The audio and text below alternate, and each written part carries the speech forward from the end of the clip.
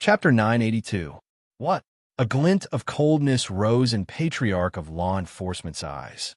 He thought that Master of Fairy Fox was trying to set Luli up, and that the Pond of Dragons was not filled with liquid but poison. Therefore, he took out his iron rod at once and smashed at Master of Fairy Fox. Bastard! How dare you harm Leah? Master of Fairy Fox stared at the pond in astonishment. She did not expect that Patriarch of Law Enforcement would suddenly make a move. By the time she came back to her senses, the iron rod was already in front of her. A surge of energy locked onto her head. In the next moment, her head was going to be smashed. Great-Grandpa, stop! A shout came from the Pond of Dragons. Patriarch of Law Enforcement stopped as soon as he heard Lu Li's voice. That being said, his energy still knocked Master of Fairy Fox away. Luli, are you okay? Patriarch of Law Enforcement came back to his senses. He was overwhelmed by anger. Master of Fairy Fox was Lu Li's spiritual beast. How could she hurt him? Patriarch of Law Enforcement used psychic power to check the Pond of Dragons. However, he could only tell that Lu Li was in there and nothing else. I am fine. Don't mind me. Don't come in. Lu Li shouted again in pain. The liquid of dragons in the pond was boiling more violently. It was as if Lu Li was a fireball that was boiling the liquid of dragons in the pond. What? Kamang took a closer look and noticed something. He yelled, "The water in the pond is decreasing." Whoosh! Master Fairy Fox flew over. She did not scold Patriarch of Law Enforcement. After all, he was Lu Li's great-grandpa. What could she say? She stared at the pond a few times, her big eyes filled with surprise and suspicion. She murmured, "Could it be that Master is gifted? How come the liquid of dragons is decreasing so fast? Good heavens! Master has absorbed so much liquid of dragons. He is so strong." Patriarch of Law Enforcement and Kamang looked over. Patriarch of Law Enforcement asked coldly, "What is going on?" I don't know." Master of Fairy Fox shook her head and said timidly, "Previously, when we went into the Pond of Dragons, nothing would happen. We would only absorb a small amount of liquid of dragons to strengthen our bodies. Master, he's absorbed too much divine dragon elixir. I'm afraid that even the most monstrous genius of the Silver Dragon race isn't that powerful." Less than half of the liquid of dragons in the Pond of Dragons was gone. Lu Li's head was poking out. The rest of the liquid of dragons was still being absorbed by Lu Li at a horrifying speed. Is he okay after absorbing so much liquid of dragons? Patriarch of Law Enforcement asked with a frown. I'm not sure either. Master Fairy Fox shook her head and said, "The divine dragon elixir is a good thing, but Master has absorbed too much of it. You know, some good things can't be withstood if you absorb too much." Patriarch of Law Enforcement and Kamang pulled a long face. Their eyes flickered as they wondered if they should get Lu Li out. When things reach an extreme, they move in the opposite direction. The liquid of dragons was good stuff. But was Lu Li sure that he wouldn't explode and die if he absorbed so much? That being said, Patriarch of Law Enforcement was hesitating since Lu Li had told him not to do anything to Lu Li. Lu Li was sitting in the Pond of Dragons with his head out. The liquid of dragons in the Pond of Dragons was boiling, surging toward him and being absorbed by his body. Lu Li seemed to be in pain. He was trembling as if he had been thrown into a stove. Veins were popping out on his face. His ferocious expression made him look like a beast that was being attacked. More than half of the liquid in the Pond of Dragons had been absorbed. Lu Li was still absorbing. Master of Fairy Fox's mouth was wide open. She once heard from Master of Silver Dragon that even the most talented Silver Dragon in history could only absorb a small portion of the liquid of dragons. He can't be thinking of absorbing all the divine dragon liquid, right? Master of Fairy Fox murmured. Then, she worked up the courage to remind Lu Li, "Master, the liquid of dragons is good stuff. But if you absorb too much, your body will not be able to take it." In history, many members of the Silver Dragon clan exploded and died. Patriarch of Law Enforcement added, "Lu Li, don't force yourself. Just absorb enough." "Don't mind me." Lu Li shouted again. He did not even open his eyes. He was like a drunkard who had given up on himself and wanted to drink more. As a matter of fact, Lu Li did not care about the absorption of the liquid of dragons because he was not the one absorbing the liquid of dragons, but the silver dragon mark.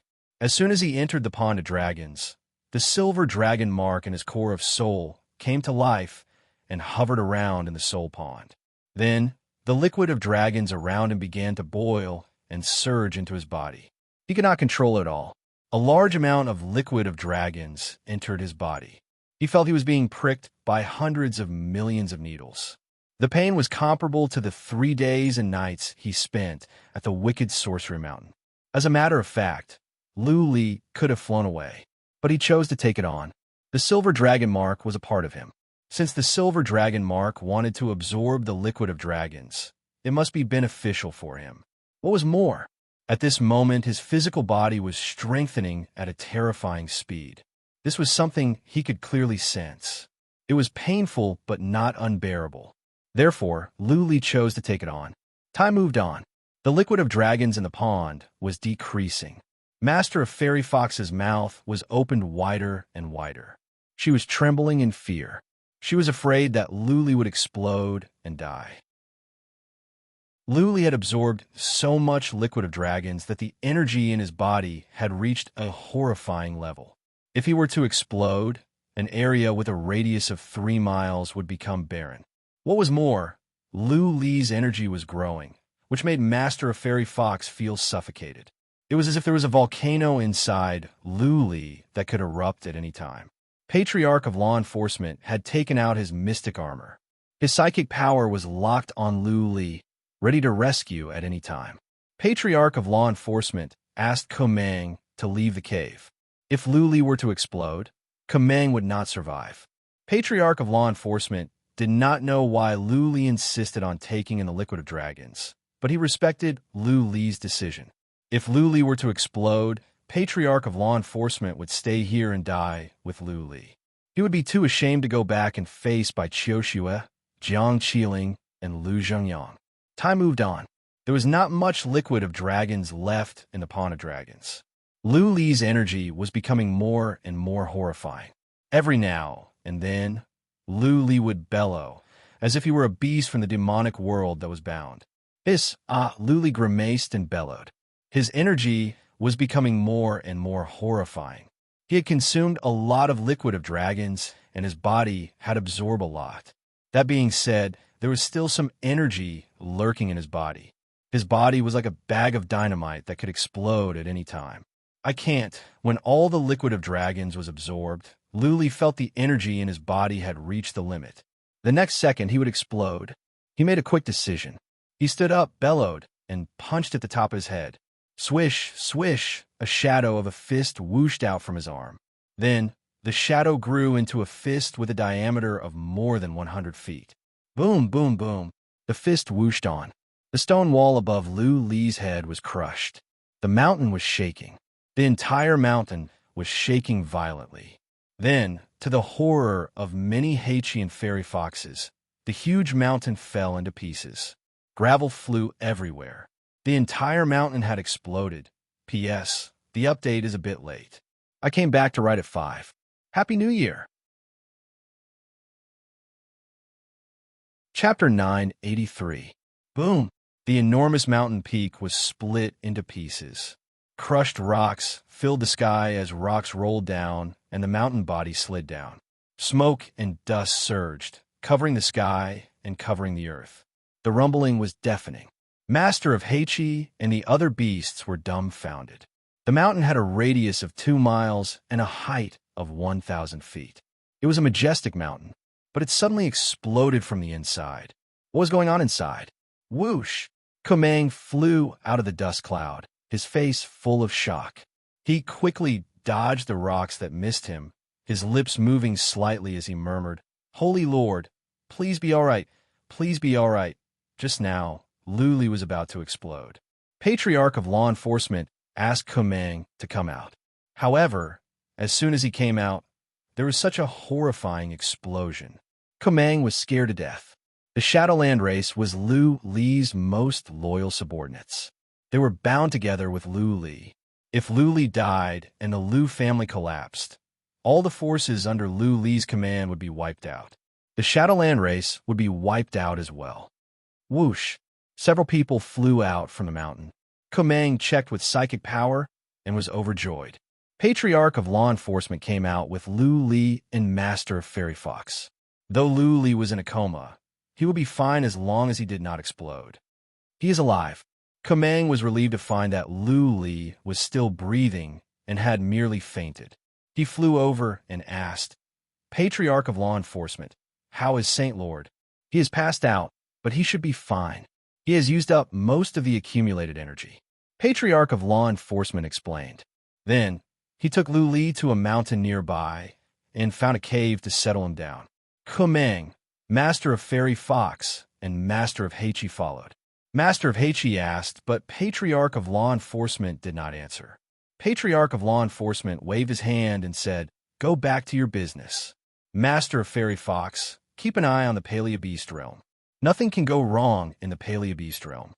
Master of Fairy Fox knew that Patriarch of Law Enforcement was Lu Li's great-grandpa.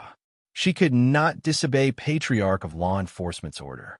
Also, she had to control the Paleobeast realm herself. She had to be Lu Li's slave for 100 years. During this time, she could not stay in the Paleobeast realm. Therefore, before she left, she must take control of the entire Paleobeast realm. Otherwise, when she came back, the fairy foxes would be wiped out. Both Master of Fairy Fox and Master of Heichi were smashed away. They were bitter. The mountain where the Pond of Dragons was located had been demolished by Lu Li. The most precious path of rising dragons was destroyed. Master of Fairy Fox and Master of Heichi were devastated. The Path of Dragons. Why were there so many silver dragons? How could they dominate the Paleobeast? The Divine Dragon Pond was not of much help. The most valuable place was the Rising Dragon Path. Now, it had been destroyed by Lu Li. No. Dragon Pond. Mountain. Pond Dragon Pond. Master of Fairy Fox suddenly thought of something. Her face showed a glimmer of hope, and she quickly gathered many experts of the Fairy Fox clan to start digging in the mountains. Hearing that, Master of Heichi immediately gathered some of his clansmen to help with the excavation. At the same time, the two of them repeatedly told the clansmen not to be reckless and to dig the rocks bit by bit. The speed at which the group of experts excavated the collapsed earth was too fast. In just an hour, they had dug out a huge pit nearby. The Divine Dragon Pond was very deep under the ground. After another half an hour of digging, Fairy Fox King's divine thoughts had already explored the bottom of the pond. Okay, Master of Fairy Fox shouted in excitement. Master of Heichi followed.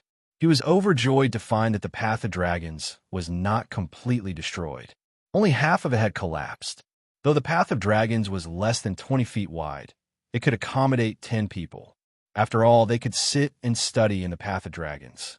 The space was more than enough. Master of Fairy Fox asked several beast gods to do the digging. She did not want any accidents to happen. The Path of Dragons was a land of treasures that could help the fairy foxes grow stronger. When the Path of Dragons was excavated, Master of Fairy Fox set up inhibition formations in person. She was not good at inhibition formations, but it was good to have some protection. Master of Heichi went to collect the treasures of the silver dragons. Master of Fairy Fox promised that in the future, the two species could use the Path of Dragons together. They were both Lu Li's spiritual beasts. Naturally, the two species would work together. In this way, when they left with Lu Li, the two species would not be wiped out. Master of Fairy Fox busied herself with the inhibition formations in place. First, she had to find a bond beast nearby so that she could send a message to their master. If the bond beast did not surrender, they would have to wipe out the entire species. This clan used to be a vassal of the Silver Dragon clan. This clan's combat power was very weak, but their innate divine abilities were very useful in large-scale battles. Controlling the bond beast meant controlling all the information in the Paleobeast realm. Soon, the master of the bond beast sent a message to surrender. The bond beast race was too weak, and they preferred to rely on powerful warriors. Master of Fairy Fox and Master of Heichi were the most powerful ones. There are also two powerful humans. The Bond Beast race knew the situation very well. How could they resist? With the Bond Beast surrender, the Paleobeast realm would be under their control. The mother of the Bond Beast race could divide into subsidiary bodies. The subsidiary bodies were as small as flies. They were everywhere. There was no way to kill them all. Those subsidiary bodies were like eyes. They would receive all the information in the Paleobeast realm. Once the Bond Beast race launched an all-out investigation, the Bond Beast race would be informed at once when any species made a move. The Paleobeast realm was in chaos. Of the 7 major species, 2 masters had surrendered. The other 5 had died in battle. The species were leaderless. The ghost-faced spiders had sent out an announcement to summon all the Paleobeasts to fight against the humans, even if all the Paleobeasts were to be wiped out. But how? If the 2 sides were just a little bit weaker, or if both sides could be injured in a desperate fight, many Paleobeasts would take the risk. But the 2 sides were worlds apart. Master of Silver Dragon, Master of Ghost-Faced Spider, and Master of Fairy Fox, the 3 mythical beasts, could not stand against Lu Li and Master of Heichi. Who else could? But if they did not fight to the bitter end, were they supposed to surrender? As a race that had ruled over countless realms more than 2 million years ago, the ancient beast race was prideful to the core. It was already difficult for them to submit, much less lower their heads to the humans. Once, the Paleobeasts were slaughtered by humans. Their blood flowed like rivers, and their bodies piled up like mountains. Back then, there were many powerful warriors of the Paleobeasts, but more than half of them were slaughtered by humans. The hatred ran deep. It was impossible to reconcile. In the end, the new master of Ghost-Faced Spider ordered the powerful warriors of the major species to gather at the Cave of Spiders to discuss countermeasures. The powerful warriors of the major species responded at once, with the intention of huddling together for warmth. With the help of another species that could travel through space, the powerful warriors of the major species gathered at the Cave of Spiders in a few days. 3 days later. Chapter 984. As soon as the notice was sent out, the Bond Beasts were sent to the Mountain of Dragons. Lu Li had not woken up yet, so Patriarch of Law Enforcement did not act rashly. He told Master of Fairy Fox to stabilize the situation and not to start a war for a while. As a matter of fact, as long as Master of Fairy Fox and Master of Heichi worked together, it would not be difficult for them to wipe out the allied force of Paleobeasts. However, Lu Li had been in a coma, and Patriarch of Law Enforcement wanted to play it safe. It was easy to drag things out. The Fairy Fox King did not take any action, did not spread any word, did not declare war, and did not agree to the conditions of the other side. Thus, the other side could not take action immediately. After all, they had the absolute upper hand. The Bond Beast had even joined them, so their every move was under surveillance. Another 3 days passed, but there was no response. The Paleobeast Alliance began to mobilize their troops. They used a special species, the Heavenly Spirit Bird, to travel through space. A large number of troops gathered outside the sinister spider cave. The 5th day, the new master of Ghost-Faced Face could not wait any longer. Once again, he issued an announcement in anger. If Lu Li and Patriarch of Law Enforcement did not leave the Paleobeast realm in 5 days, they would attack the Mountain of Dragons and fight to the death. Lu Li was still unconscious. Lu Li almost exploded after he absorbed an entire pond of liquid of dragons. At the critical moment, he punched out and released much of the horrifying energy in his body. That being said, he suffered a huge backlash, which was why he had been in a coma all this time. Master Fairy Fox sent the news to the Patriarch of Law Enforcement. The Patriarch of Law Enforcement had no choice but to ask Master of Fairy Fox to mobilize the armies and warriors of the 2 clans. Since the Paleobeast Alliance was not afraid of death, they would fight. My lord, Master of Fairy Fox did not leave immediately after receiving the order. Instead, she said in a serious tone, "We, the Paleobeasts, actually have a divine beast quasi. This powerful being does not belong to any race and has been in hiding for thousands of years. He has always kept a low profile, so ordinary paleo beasts probably do not know about him. This time, the Allied army is so aggressive, wanting to fight to the death at the slightest provocation. I reckon that this lord might have made a move and is hiding in the army. There's a quasi-divine beast? The law enforcement elder frowned and asked, how strong is this person? How does it compare to the Silver Dragon King? Master of Heichi thought for a while and said, this one is very powerful. I think he is not much weaker than the King of Silver Dragon. If this one has more clansmen, he would be ranked second among the paleo beasts. Yes. Fairy Fox King nodded and said, Ghostface Spider King, and I don't think we are a match for him, but he should not be able to poison Silver Dragon King to death. This was a three-legged golden toad called Jinyu. Their race was originally a powerful ancient race, but they never had many clansmen, and it was difficult for them to reproduce. Later on, a large number of their clansmen were killed. When they came to the paleo beast realm, there were only a few hundred of them left. He was the only one left in his generation. Can't poison him to death. The law enforcement elder frowned and asked, he can release poison? Yes. There was a hint of fear in the eyes of the Fairy Fox King. The most terrifying thing about the three-legged golden toad is its poison. If the Ghostface Spider King and I are poisoned, we will die. Only the Silver Dragon King's defense and dragon saliva can withstand his poison.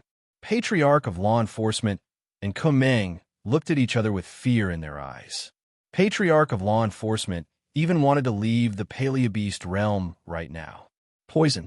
That was something horrifying. When a master of the voodoo race developed the voodoo poison, the entire human race had no antidote. They had to hole up in their cities. If it were not for Lu Li, the demon-slaying city would have fallen. In the end, all the powerful warriors would either be killed by the Asmodean Lord or poisoned to death by the master of the voodoo race. What did they come to the paleo beast realm for? To help Lu Li obtain the origin blood essence of the Silver Dragon and awaken his bloodline skill. Now that the origin blood essence was in his hands and Lu Li had awakened a bloodline skill, it was pointless to stay in the paleo beast realm. Since there was such a horrifying warrior around, he might as well leave. After all, occupying the paleo beast realm was meaningless. Are you sure he will do something? Patriarch of Law Enforcement asked after some thoughts. I don't know where he is, but I think he will. Master of Fairy Fox said with concern, because if he doesn't, the other races will not have the courage to start a war. Master of Heichi and I alone can wipe out the allied forces of the beasts. Unless the other races have lost their minds and are tired of living, they will not risk their lives. There are so many races. Some are afraid of death. You have a point. Patriarch of Law Enforcement thought about it and said, let's do it this way. We have 5 days. Kumeng, go and crack the teleportation formation to the purgatory of primordial chaos. If things go south, we will leave. There were only 3 passageways connecting to the purgatory of primordial chaos. There was one at the Mountain of Dragons, and Kumeng had checked it. The paleo beast's inhibition formations were not powerful. Kumeng was confident that he could crack it. No problem. We can crack it in 2 days. Kumeng shrugged and left with Master of Heichi. Patriarch of Law Enforcement said to Master of Fairy Fox, stick to the original plan. Mobilize the powerful warriors of the 2 races. Also get more bond beasts. Monitor an area with a radius of 300,000 miles. Do not let a fly sneak in. Patriarch of Law Enforcement knew that Lu Li was going to use Master of Fairy Fox and Master of Heichi. If the 2 races were wiped out, the 2 might court death. What was more, the paleo beast realm had many treasures and strange beasts. They would be helpful in the fight against the warriors of the 9 universes. Therefore, if the paleo beast realm could be conquered, Patriarch of Law Enforcement would not give up. Also, it was said that the purgatory of primordial chaos was dangerous. Patriarch of Law Enforcement and Kumeng knew nothing about the purgatory of primordial chaos. Before Lu Li woke up, it would be dangerous as well. Patriarch of Law Enforcement was at the semi-god realm, and so was Master of Fairy Fox. In addition, Master of Heichi had special skills. There is only one three-legged golden toad that could use poison. Patriarch of Law Enforcement was not afraid. Time moved on. 2 days later, Kumang opened the seal successfully. They could teleport to the purgatory of primordial chaos at any time. Patriarch of Law Enforcement was emboldened by the fact that Kumang had built formations of illusion and destruction. He decided to hold on until the last moment. Warriors and warriors of the fairy fox and Heichi species were being mobilized. Over 10,000 of them had gathered here. The master of bond beasts came in person with hundreds of bond beasts. An area with a radius of 300,000 miles was filled with subsidiary beasts. Not even a fly could sneak in. On the fourth day, 30,000 miles to the west of the Mountain of Dragons, space was torn apart. Many blackbirds flew out from the void. On those birds were all kinds of beasts. There was no end in sight. Buzzing, the sky was being torn apart. Many powerful beasts were teleported over. In 2 hours, the number of beasts had reached 10,000. Judging by their energy and size, they were at least beast kings, comparable to human noble lord realm warriors. When the beasts arrived, they began to clean up the bond beasts nearby. They cleaned up an area with a radius of 300 miles. Even the bond beasts hiding underground were found and killed. Chapter 985. There were many species in the Paleobeast realm. There were all kinds of strange species. Many of them were not strong, but they had strange skills, such as bond beasts. Everything in the world reinforced and countered each other. In the Paleobeast realm, there was a species that could counter bond beasts, the sky-nosed rats. This species had very sensitive noses. Once they smelled something, they could find you even if you were 2 miles underground. It just so happened that this species was not weak. With the help of the sky-nosed rats, all the bond beasts nearby were dug out. None were left. Without the bond beasts, the sky-nosed rats could not find out what was going on over there. The heaven-nosed rat began to spread in all directions. There were many people in this tribe, and they easily found all the bond beasts in the vicinity and killed them. The area within a radius of 100 miles became a vacuum zone. Patriarch of Law Enforcement couldn't get any information about that area. How many beasts had come, how many powerful ones, and whether the three-legged golden toad were here or not. Patriarch of Law Enforcement chose the safest way. He took Lu, Li, and Kumang, who were still in a coma, and hid at the entrance to the purgatory of primordial chaos. Kumang had built a formation of destruction and a strong illusion. Even if the enemies came in, Patriarch of Law Enforcement would have enough time to run. Patriarch of Law Enforcement ordered Master of Fairy Fox and Master of Heichi to attack. After all, the ones dying were beasts, not humans. Patriarch of Law Enforcement would not feel sorry no matter how many died. Master of Fairy Fox did not attack rashly. Instead, she wanted to stay at the Mountain of Dragons and try to find out more about the enemies. She could bide her time and wait for exhaustion. A day later, the allied forces of the beasts marched toward the Mountain of Dragons. How many species were there in the Paleobeast realm? How many powerful ones? It was simply uncountable. The army had gathered close to 1 million soldiers and charged over. Based on the investigation, there were at least 200 or 300 beast gods, countless beast kings, and the rest were beast kings. Almost all the species in the Paleobeast realm had gathered in this army. The 7 major species were the most powerful in the Paleobeast realm. That did not mean that the other species were weak. At least 100 Paleobeasts had beast gods. With so many species gathered together, it was a force to be reckoned with. Of course, for Master Fairy Fox, this was not too stressful. She was a mythical beast, a semi-god realm warrior. Could 10,000 human sovereigns and a few hundred earth immortals kill a semi-god realm cultivator? The difficulty was very high. The difference in cultivation realm could not be made up by the number of people. Furthermore, the Fairy Fox King's enchantment art had reached the 3rd stage. Once she released the enchantment art, no matter how many beasts there were, they would be shocked. However, Fairy Fox King was under a lot of pressure at the moment. There were so many races, and there might be a few who were not afraid of death. However, all of them were not afraid of death. This was too abnormal. There must be a reason behind it. It took them only 2 hours to cover the distance of 100,000 miles. Master of Fairy Fox and Master of Heichi had no choice but to send their powerful warriors to fight. Besides, Master of Heichi had joined the battle in person. Otherwise, the two clans would have been torn into pieces. The war inevitably broke out.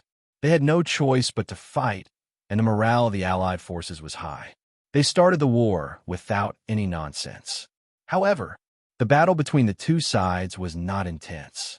The Beast Tribe Alliance had only sent tens of thousands of Beast Tribe members to participate in the battle. Most of the powerhouses were just watching the battle. Master of Fairy Fox was holding the rear. Lu Li and Patriarch of Law Enforcement were nowhere to be seen. Naturally, the Allied forces did not send out all of their forces. Both sides were afraid of each other.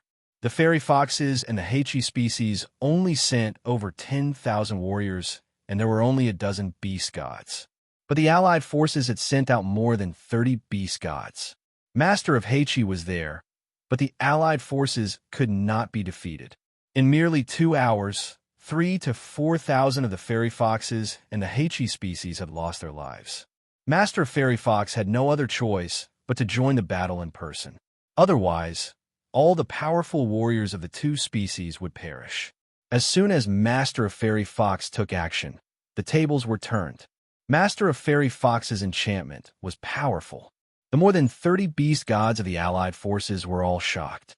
Then, Master of Heichi killed several beast gods easily. Swish, swish, suddenly, white smoke rose from the ground. The white smoke seemed to be intelligent.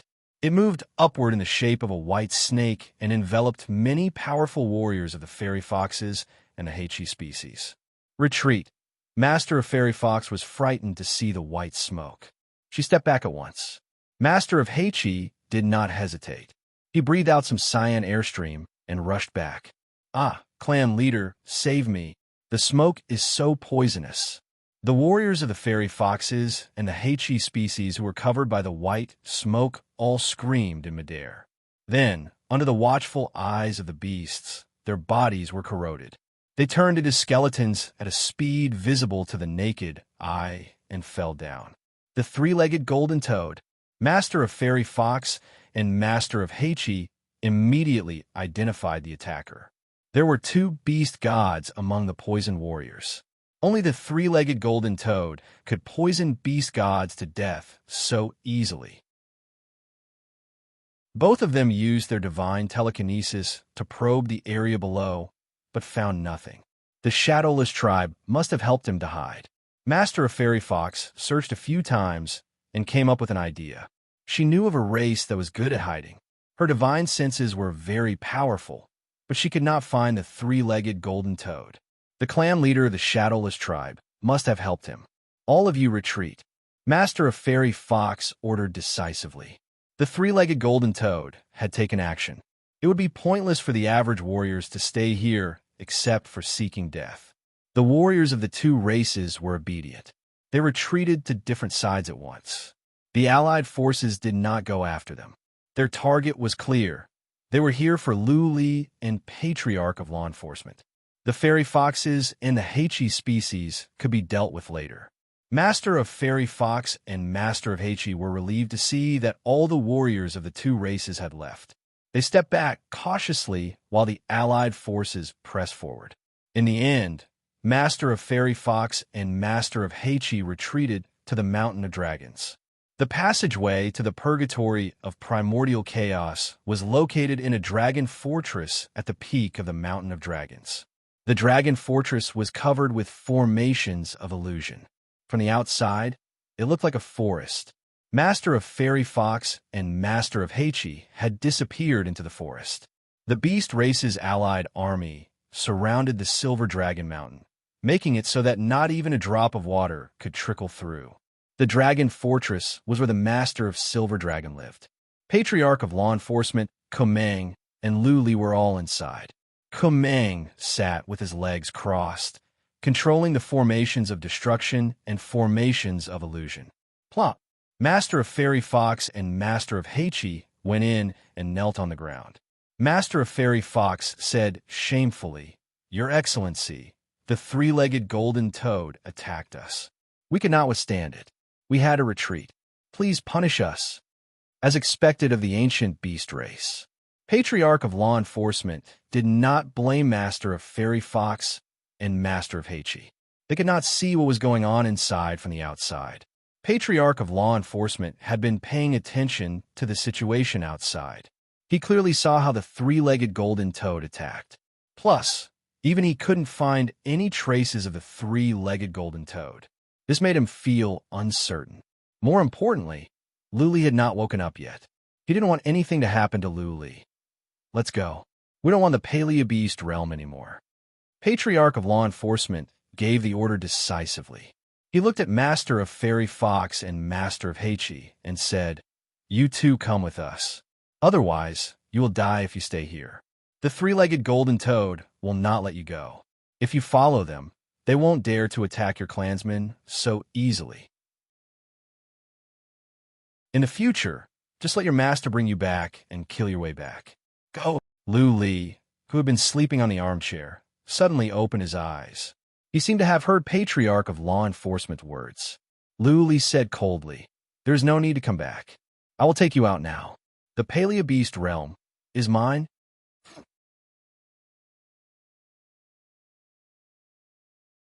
Chapter 986. It had been a while since Lu Li woke up. He did not know what was going on outside, but he did know something. It was just a three-legged golden toad that could release poison. The Paleobeast realm was rich in resources. Masters of Silver Dragon and Ghost-Faced Spider had been killed. Lu Li would not give up on the Paleobeast realm. What was more, there were many beasts in the Paleobeast realm that could play a unique role when fighting against warriors of the 9 universes. Lu Li did not wake up right away because he was checking his body. After absorbing the pond of liquid of dragons, Lu Li noticed that his body was changing. A very good change. He noticed that his body was changing in nature. It was not just his physical body that was getting stronger. There was something else that he could not explain. It was as if he had turned from a cocoon into a butterfly. He had turned from an average person into a warrior. Can it be that my body is transforming from a mortal body to an immortal body? Lu Li had an idea, but he could not be sure since he did not have a senior to guide him. When he was in a coma, the Silver Dragon Mark released a special energy into his body after absorbing the pond of liquid of dragons, which was changing his body. Though he was in a coma, he could tell that it was not because he was too weak. It was because his body was being transformed and he could not wake up. Crackle, crackle. He stood up and moved around. His bones and muscles were cracking. Lu Li smiled as he sensed the strength in his body. Looking at Patriarch of Law Enforcement, he said, "Great-grandpa, my body is much stronger. I have a feeling no venom can get into my body. This is very clear." Patriarch of Law Enforcement raised his eyebrows and asked, "Are you sure?" "Yes." Lu Li grinned. He seemed to be at ease. Patriarch of Law Enforcement shrugged. "All right. Do you need me to do anything?" "No." Lu Li waved his hand. "Great-grandpa, you stay here and guard the passageway. I will go out and find that toad and kill it. Let's go. Come with me." Lu Li turned to Master of Fairy Fox and Master of Heichi, who were cheered up. If they were to leave with Lu Li, then the 2 races might not be wiped out, but their powerful warriors would be killed, and their immediate disciples would not survive. Xiao. There was nothing to prepare. Lu Li flew out from the castle, followed by Master of Fairy Fox and Master of Heichi. The 3 of them flew out from the formation of illusion and appeared in midair. The ancient beasts were everywhere outside. They covered the entire mountain, and the sky was filled with beasts as well.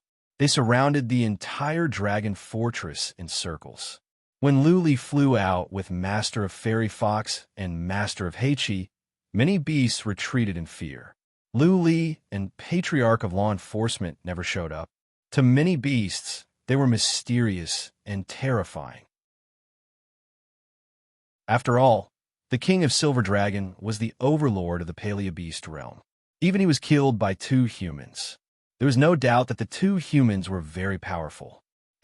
Why is he so young? Some Paleobeasts had never seen Lu Li before.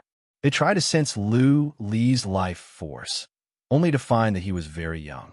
Compared to paleobeasts that had a long lifespan, Luli was not even child. At best, he was a baby. Feather Wind Castle. Luli built the Feather Wind Castle without hesitation after he went out. He expanded the Feather Wind Castle to the maximum, covering an area with a radius of 30 miles. The entire Mountain of Dragons was in the Feather Wind Castle. Half of the paleobeasts had gone to the Mountain of Dragons, which was why they were attacked by the Feather Wind at once. Many of the paleobeasts held their heads and cried in pain. Many of them passed out and fell to the ground. Luli stood in midair with his eyes closed. He did not build the Feather Wind to attack the average beasts or to kill the beast gods. He built the Feather Wind to find the three-legged golden toad. In the Feather Wind Castle, Luli could sense the presence of the Feather Wind no matter how hard he tried. When the Asmodean Lord was hiding in the cracks in space, Luli could sense the Asmodean Lord's location through the ripples in space. Boom, boom, boom. One paleobeast after another fell down. Many howled in pain and fell to the ground. It was a magnificent scene, but the paleobeasts outside the Mountain of Dragons could not see it. There were hundreds of thousands of paleobeasts outside. All they saw was a huge castle coming out of nowhere. Then, all the paleobeasts in the Mountain of Dragons disappeared. They heard miserable cries coming from inside. Hiss, hiss. The paleobeasts were taken aback by the miserable cries. This human was so young, and yet he was so powerful. He had defeated hundreds of thousands of paleobeasts as soon as he came out. No wonder he could kill Master of Silver Dragon and Master of Ghostface Spider and tame Master of Fairy Fox and Master of Heichi. Lord, please do something. Kill this fiend. The new Master of Ghostface Spider did not go into the Mountain of Dragons rashly. The other beast gods did not go in either. After all, the two powerful human warriors were notorious. Lord, please do something. The other beast gods bowed, but they did not know where the three-legged golden toad was. They did not dare to take rash actions. They had to pin their hopes on the three-legged golden toad. If this mythical beast could not kill the two humans, then they would either have to surrender or face death. Not in the Mountain of Dragons. Luli checked to make sure that the three-legged golden toad was not on the mountain. He did not want to go and kill the paleobeasts. After all, the paleobeasts here made up most of the powerful ones in the paleobeast realm. If he killed them, he would not have any more powerful ones. He waited for the time for one incense stick to burn. When most of the paleobeasts passed out, Luli released his feather wind weapons to injure the remaining paleobeasts and smash them down. Buzzing, he put away the Feather Wind Castle and slowly flew to the outside. Feather Wind was quietly hovering around him. He glanced around and said coldly in the ancient language, "Three-legged toad, come out and face your death." What? The paleobeasts were in an uproar. Many of them were enraged. The three-legged golden toad was a golden toad, not a toad. There was a fundamental difference between the two. Luli's words were vicious. "Human bastard." A furious voice came from down below. The three-legged golden toad could not stand it any longer. He said angrily, "I had given you a chance to leave the paleobeast realm. Since you did not cherish the chance, then stay in the paleobeast realm forever." Luli looked down and released the Feather Wind Castle to cover up a small mountain. But when he used Feather Wind to check, there was nothing there. Buzzing, the space to the upper left of Luli began to tremble. Then, the space was torn apart. The Feather Wind Castle over there exploded. A huge golden toad snuck out from the void. Its belly bulged as it took in a deep breath. A black hole appeared in the space in front of it. It was as if everything in the space was sucked in by the toad. What? A horrifying suction force appeared. Luli, Master of Fairy Fox and Master of Heichi, were all enveloped by the suction force. Involuntarily, they were pulled toward the mouth of the three-legged golden toad. Master of Heichi and Master of Fairy Fox were taken aback. They changed back to their original forms to fight against the suction force. Master of Heichi tried to breathe out cyan airstream to cover up the three-legged golden toad. Go to hell.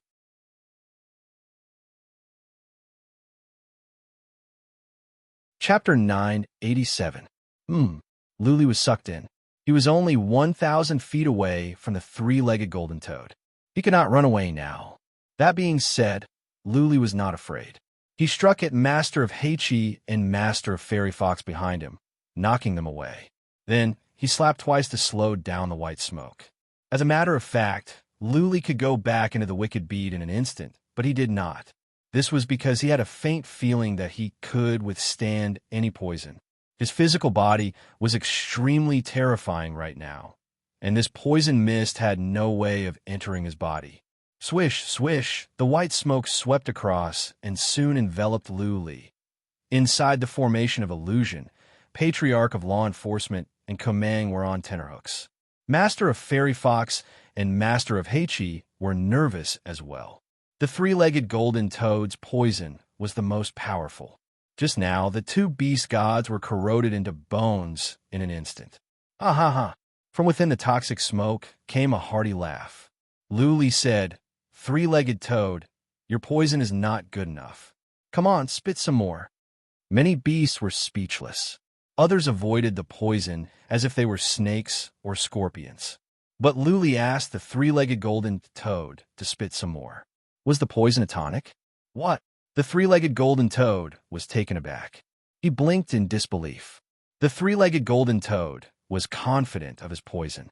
Even if Master of Silver Dragon's defense was covered by the poison, the latter would be corroded into bones if he did not run away. How come Luli's defense was so strong? The three-legged golden toad only hesitated for the time for one breath. Then its huge stomach sucked in. The space in front of it began to tremble. All the toxic smoke was sucked in. Luli was sucked into the mouth along with the toxic smoke. The three-legged golden toad had used his unique skill. He wanted to suck Luli into his stomach and poison him with the most potent poison. Luli was confident of his physical strength. That being said, he was not happy to be sucked into a Xian beast's stomach. He took out the wicked bead and entered. Whoosh! Seeing that the wicked bead could not be sucked in, the three-legged golden toad opened its mouth and swallowed the wicked bead. Idiot! Luli was overjoyed. He enlarged the wicked bead and pressed against the golden toad's throat. Although the three-legged golden toad had grown to 1,000 feet in size, its mouth was only a few hundred feet wide. Phew, the three-legged golden toad reacted fast enough. Before the wicked bead expanded completely, the three-legged golden toad's mouth would have burst. I'm not playing with you anymore. Luli dashed out from the wicked bead. Between his eyebrows came out a ray of red light. Then, the dragon demon came out. The dragon demon was twice its original size. It was now 2,000 feet long. Most importantly, not only had the dragon demon grown larger, but the energy it was emitting was much more horrifying, times more horrifying than before. Master of Fairy Fox and Master of Heichi took a look. They were shocked. The paleo beasts nearby were in despair. The dragon demon was horrifying, far more powerful than Master of Silver Dragon. That was to say, the dragon demon was much more powerful than the Master of Silver Dragon. Hoot hoot! The dragon demon cried into the sky. It spread its wings, stirring up a gust of wind. The red light on its body flickered, and a red wave of chi swept over. The three-legged golden toad wanted to retreat, but it was bound. Nice! Luli's eyes glowed. The dragon demon had grown stronger after eating the Master of Silver Dragon. The body of a mythical beast must contain strong energy, which was a great supplement for the dragon demon. Luli waved his hand and said, "Dragon demon, is this toad a mythical beast as well? If you like it, then eat it, but it is poisonous. Take it easy." Hoot hoot! The dragon demon shouted in excitement. It dashed over and smashed at the three-legged golden toad's head with its huge claw. Bang! The three-legged golden toad was badly mutilated. It fell to the ground. The entire mountain of dragons trembled. Some beasts were crushed to death. Swish, swish, the three-legged golden toad did not die. It was just badly injured. The three-legged golden toad breathed out some white smoke, but the dragon demon paid no heed. The dragon demon dashed over and smashed again. Bang! It was as if a lion had smashed on a frog. This time, the three-legged golden toad was flattened. It was smashed to death. Boom! The mountain of dragons trembled again. Rocks rolled down, and the noise lingered on. The paleobeasts around were pale. Their eyes were filled with terror and despair. The three-legged golden toad, their greatest reliance, was smashed to death. Who else could defeat the dragon demon? The three-legged golden toad's venom was ineffective against the dragon demon as well. Who could break this horrifying beast's defense? Squeak, the dragon demon, gobbled up the body of the three-legged golden toad. The body of a mythical beast contained powerful energy. The mountain of dragons had benefited the dragon demon. Naturally, the dragon demon would not let this one go. Crack, crack, crack. The dragon demon swallowed the three-legged golden toad. Many beasts' teeth were chattering. They knew that if they did not make a decision, soon they would all become the dragon demon's food. I surrender. The new master of 10-winged wolves shouted. He transformed into a human, knelt on the ground, and shouted, "Leader of the humans, the 10-winged wolves surrender to you. We are willing to be at your feet forever." Whoosh, whoosh, many 10-winged wolves flew over and knelt on the ground. The 10-winged wolves were on their knees. Leader of the humans, the new chief of the blood ape race, an old man, led the blood ape race to surrender. No one wanted to die. They all knew that if they did not surrender, Master of Fairy Fox and Master of Heichi would not let them go, let alone Lu Li. After all, they had just killed many of their people. Whoosh, whoosh, whoosh, many paleobeasts flew over and gathered together. Under the leadership of their masters, they announced their surrender. This time, there were hundreds of races. In the time for half an incense stick to burn, many had knelt down. Over 100 races had surrendered. That being said, there were still some races that did not surrender. Their masters were unyielding, or they were sticking to their so-called dignity. There was one race that was unyielding, the ghost-faced spiders. The new master of ghost-faced spiders was the one who called for this. He claimed that he would fight Lu Li to the death. How could he surrender now? I will give you a chance. In the time for 10 breaths, those who surrender, kneel down. Those who don't will be killed by Master of Fairy Fox and Master of Heichi. Lu Li glanced over coldly. He wanted to conquer the paleobeast realm. He needed the help of many races to fight against the warriors of the 9 universes. However, if some races were too stubborn to surrender, he would have to start a massacre. Yes, Master of Fairy Fox and Master of Heichi flew out. Master of Heichi transformed into his original form. Master of Fairy Fox shouted, "Kill those who don't surrender. We are the honorable paleobeasts. How can we surrender to the despicable humans? All ghost-faced spiders, listen up. Fight to the death. Kill."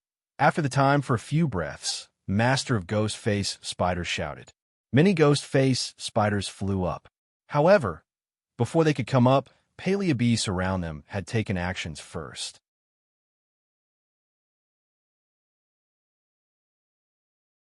Chapter 988. The ghost-faced spiders used to be ranked second in the paleobeast realm. They were well known. In the past, they could do whatever they wanted, and the average paleobeast would not dare to provoke them. But this time, the ghost-faced spiders were in a miserable state.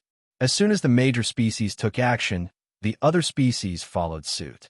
Over 10,000 of the ghost-faced spiders came, but in the time for a dozen breaths, half of them were killed.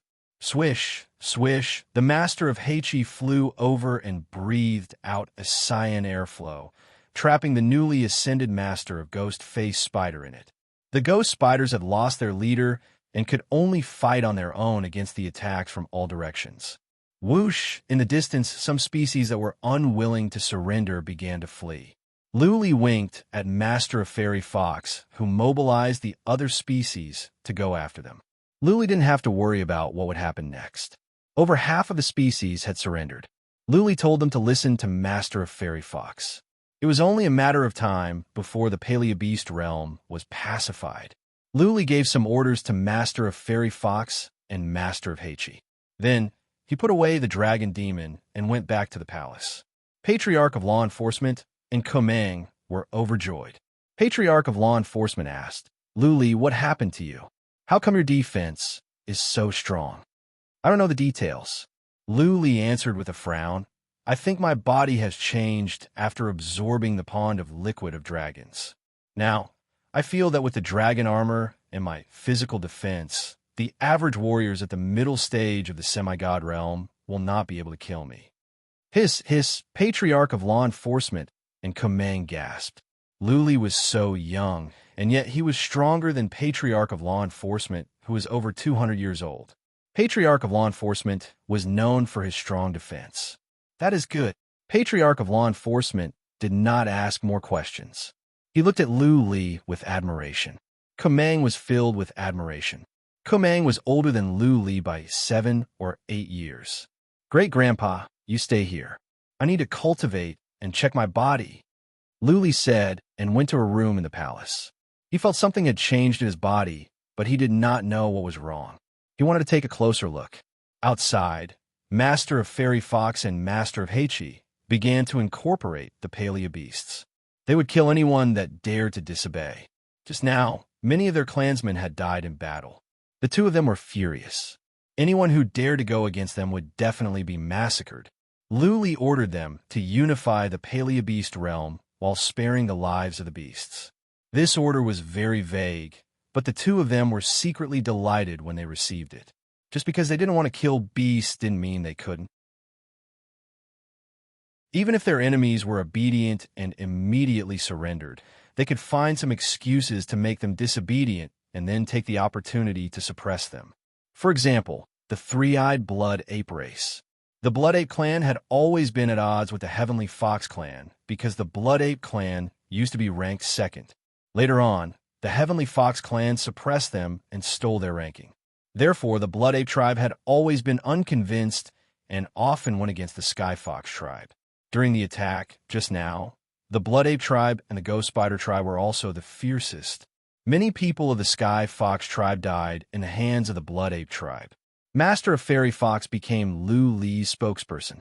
She wanted to reorganize the Palea beasts. The first thing she did was to divide the Palea beasts into 10 groups and reorganize the members of different races. The clansmen of the Blood Ape clan were all scattered and assigned to be the vanguard of each army. In other words, the Blood Ape tribe became the vanguard. When the 10 groups attacked the races that were unwilling to surrender, the Blood Ape tribe would be at the forefront. Naturally, the Blood Ape tribe was unwilling. Why would they be at the forefront? Why would the other races take advantage of the situation? There were some reclusive races in the Palea beast realm that would never surrender. Among those races, there were 3 or 4 more powerful ones. After this battle, the Blood Ape tribe would suffer a great loss. Since the Blood Ape tribe was unwilling, Master of Fairy Fox resorted to the crudest way to make them obey. She used the enchantment and killed their new leader. She also killed the 2 remaining beast gods of the Blood Ape tribe, using public power to avenge personal grudges. The Blood Ape tribe was enraged. They almost rebelled, but in the end, they did not lose their minds. If they rebelled now, the Blood Ape tribe would face extinction. The other races learned their lesson. A wise man knows better than to fight when the odds are against him. Now that Master of Fairy Fox and Master of Heichi were in charge, no matter how the 2 races mistreated the Blood Ape tribe, the Blood Ape tribe had to put up with it, so that Master of Fairy Fox and Master of Heichi would not have the chance to lash out. Under the suppression of iron and blood, the integration went smoothly. The races were scattered and kept an eye on each other. At the same time, Fairy Fox and Master of Heichi sent powerful warriors to command the armies. In this way, nothing could go wrong. The 10 armies marched to all directions and began to sweep across the Palea beast realm. Any race that dared to resist would be turned into ashes. Luli did not care about such trivial matters. Master of Fairy Fox and Master of Heichi were his spiritual beasts. They might play some tricks, but they would not disobey his orders. It was only a matter of time before the Palea beast realm was conquered. He had been observing his own body, scanning and sensing it bit by bit. He wanted to see what was different, what had changed, and why had he become so strong. After half a day, Luli finally noticed something. His body did have some slight changes, or some parts of his body had changed. Acupoints. There were 720 acupoints in the human body, but only 108 were critical. These 108 acupuncture points were very obvious and relatively large. The rest of the acupuncture points were very hidden and very small. But now, Luli noticed that of the 720 acupoints, 145 had become obvious. What was more, the 145 acupoints had become larger. There seemed to be some strange energy flowing in them. Luli was not sure what was going on. Luli was familiar with that energy. It was the energy released by the silver dragon mark after it absorbed the liquid of dragons. After several confirmations, Luli even used psychic power to check Komang's body. This time, he was sure that the problem was with the acupoints. After the silver dragon mark absorbed the liquid of dragons, it released some mysterious energy that increased 145 acupoints. Then, his body became stronger. It was not just an ordinary improvement. There was a qualitative leap. Not even the venom of the three-legged golden toad could enter his body. Is this a special way of body refinement? Luli felt excited after he made the deduction. He had only increased 145 acupoints, and his physical body was already so strong. If he could increase all 720 acupoints in his body, how powerful would his physical body be? 145 acupoints. Now, my comprehensive defense is comparable to the middle stage of the semi-god realm. If I can increase 145 more, will I be invincible among the semi-god realm warriors? Will they be able to kill me if they are not immortals? Li's eyes glowed. He felt sorry that there was not enough liquid of dragons in the pond of dragons. If there were several times more, maybe when the warriors of the 9 universes came, he could stand still and let them kill him.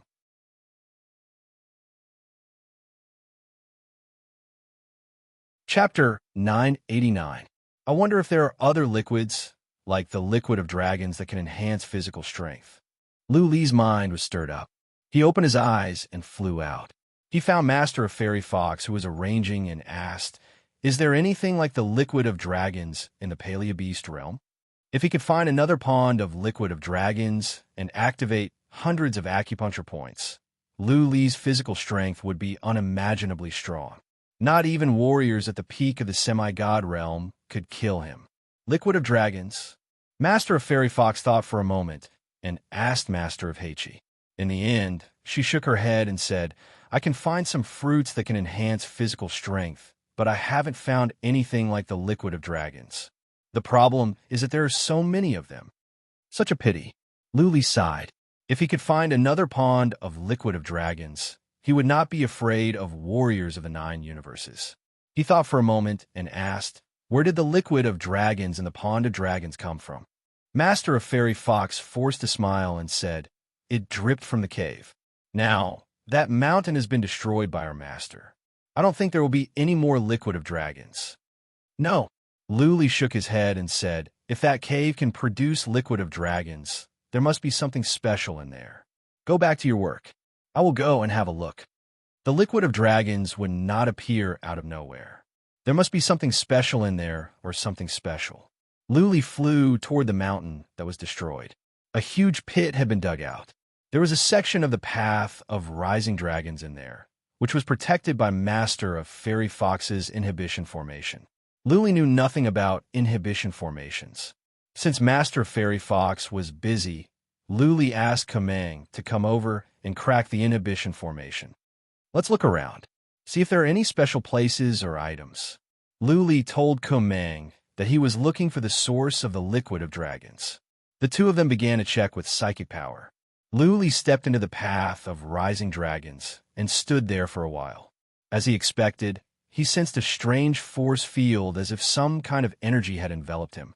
However, when he tried to find the source of this force or to sense what it was, he could not find it. He did not know what it was. Luli tried to sense it. He sat down with his legs crossed and tried to find out what this feeling was. It seems like, after sitting with his legs crossed for 2 hours, Luli had a vague feeling in his heart. Faintly, he heard a melody like a beating heart. His soul was moving with the rhythm. However, when he tried to find the rhythm and pattern, he could not find anything. Fluctuation? Beat? Where did this thing come from? Luli kept on sensing and tracking. However, he felt that the fluctuation was elusive. At this moment, the feeling came from above, and in the next moment it came from the left, and in the next moment it seemed to come from underground. What kind of fluctuation is this?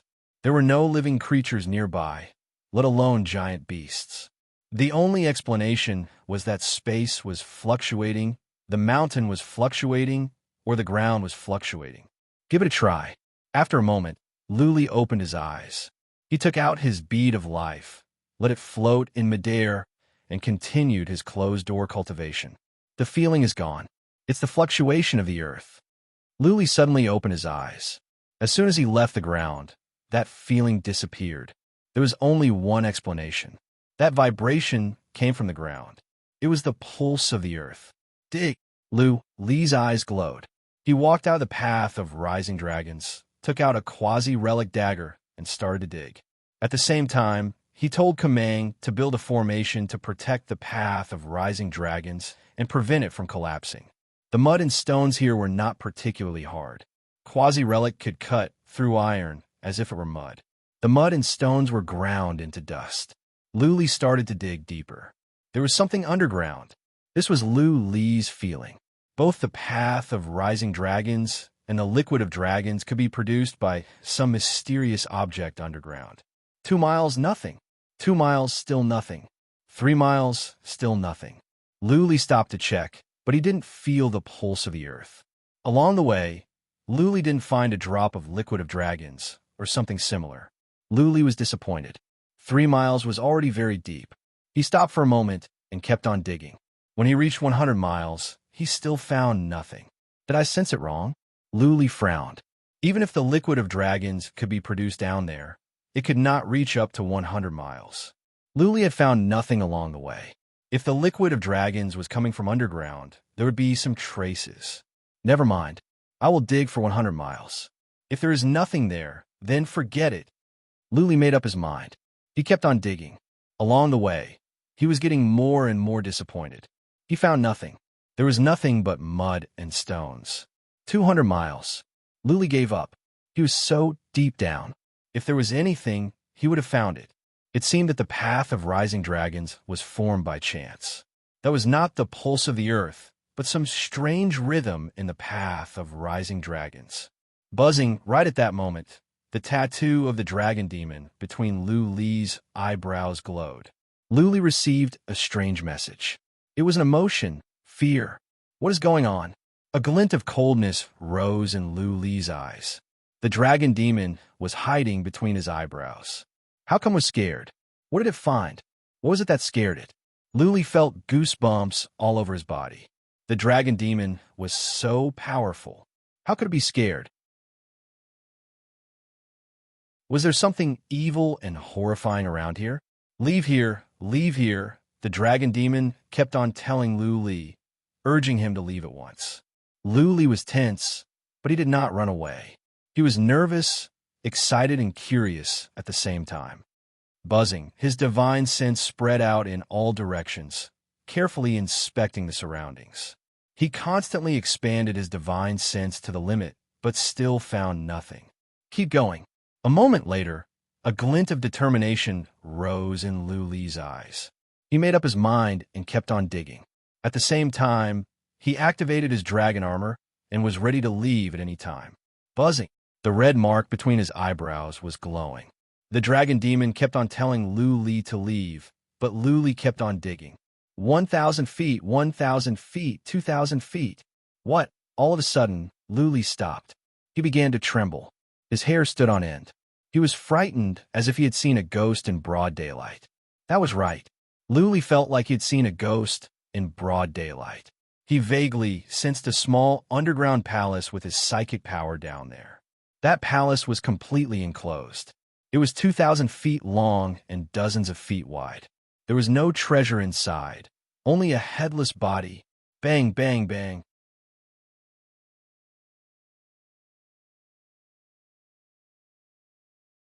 Chapter 990.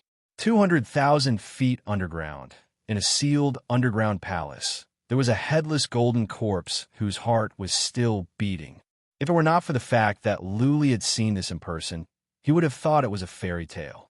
At this moment, although he didn't probe very clearly, He was 100% sure that what he had probed was true. He sensed a horrifying energy from the corpse, 10 times stronger than that of the dragon demon. Luli felt like he had become a baby, surrounded by the energy of a mad lion. Luli felt the coldness piercing to his bones. His hair stood on end. From the depth of his soul came a sense of fatal danger. At the moment, he felt numb and he could not move at all. Why was there a completely sealed underground palace below? Why was there a headless corpse? Why was it so large? The neck of the corpse was cut open. It was clear that the corpse was dead. Why was there a heartbeat? Why was the energy of the corpse so horrifying? There were so many questions. Luli did not have the time to think. The only thing he wanted to do was to run away. If he did not, he might have to stay here forever. Hiss, hiss, he abruptly bit his tongue, and a sharp pain jolted him back to his senses. He took a deep breath and flew upwards with all his might. 1,000 feet, 1 mile. When the chilly energy disappeared, Luli felt relieved. He took out his bead of life and sped up to the top of his speed. In the time for a few breaths, he was out of the cave. Phew, phew. As soon as he was out, Luli dropped to the ground, gasping for air. He was soaked in cold sweat. Fear lingered in his eyes, as if he had just escaped from the netherworld. Saint Lord, what is it? Kamang was still up there. Noticing Luli's state, Kamang hurried over and asked. His face was filled with astonishment. Luli was so powerful, and yet he rarely showed such expressions. What had he been through? Seal the cave now. Luli took another deep breath. He added after some thoughts, no, not this cave, but the entire ground down there. Now, okay. Kamang did not ask more questions. Something must have happened, given how serious Luli sounded. He hurriedly set up a restriction array formation on the ground below, sealing off the area with a radius of 1,000 feet. Luli had been checking with psychic power. When Kamang was done with the formation, he was relieved when nothing rushed out. Seal a few more layers. Even though Luli knew that even with 100 layers of seals, the headless body would not be able to stop it if it wanted to come out. Still, Luli felt it was safer. Kamang continued to set up restrictions. After 4 to 5 layers, he finally stopped and asked, Saint Lord, what exactly is down there? I'll tell you later. Let's go. Luli flew up and Kamang followed him. Luli flew into the dragon fortress. Noticing Luli's change, Patriarch of Law Enforcement asked with raised eyebrows, what is going on? Below the ascending dragon path, Luli told them what he saw. Patriarch of Law Enforcement and Kamang felt their hair standing on end and chills running down their spines. 1,000 feet long headless corpse? Completely golden? A pair of wings? Are you sure it is a human body, not a beast? Patriarch of Law Enforcement asked with wide eyes. Luli said with certainty, it is a human body.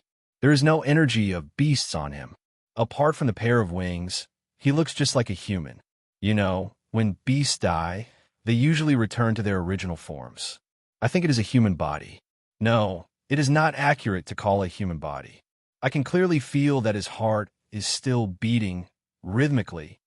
Rhythmically? At this point, Luli suddenly remembered something.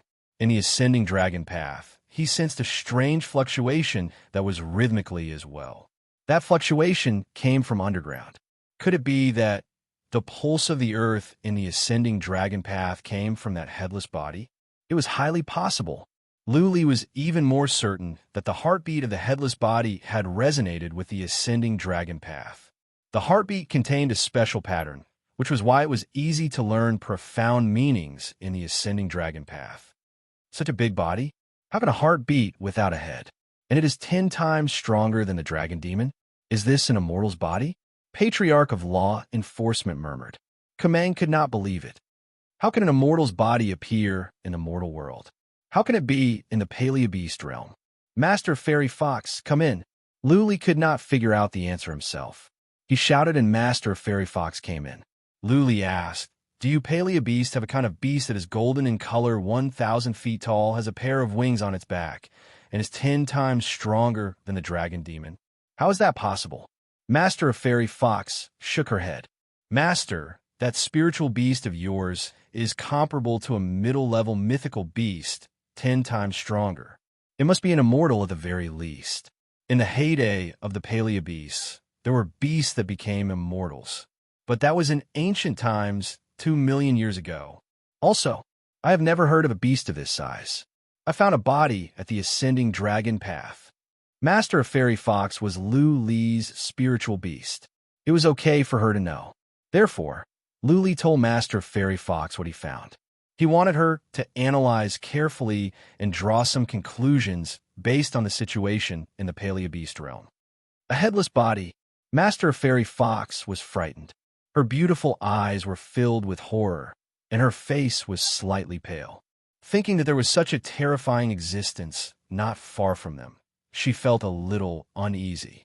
This is definitely not a Paleobeast. Master of Fairy Fox said with certainty after some thought. We beasts will transform back to our original forms after we die.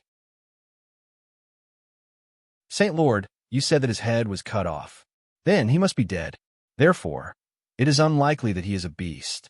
The Paleobeast realm has never seen a beast with this kind of appearance. Also, the most powerful one in the Paleobeast realm is the 14th Master of Silver Dragon. He is only at the later stage of mythical beast. He is much weaker than that headless body. This must be an immortal's body. Yes. Patriarch of Law Enforcement and Kumang nodded in agreement. The energy of this headless body was 10 times stronger than that of the dragon demon. When he was alive, he must have been 100 times stronger than the dragon demon. There was no doubt that he was an immortal. But the question was, how could this headless body appear in the Paleobeast realm? His heart was still beating. Was he dead or not? How could they deal with this headless body? Right?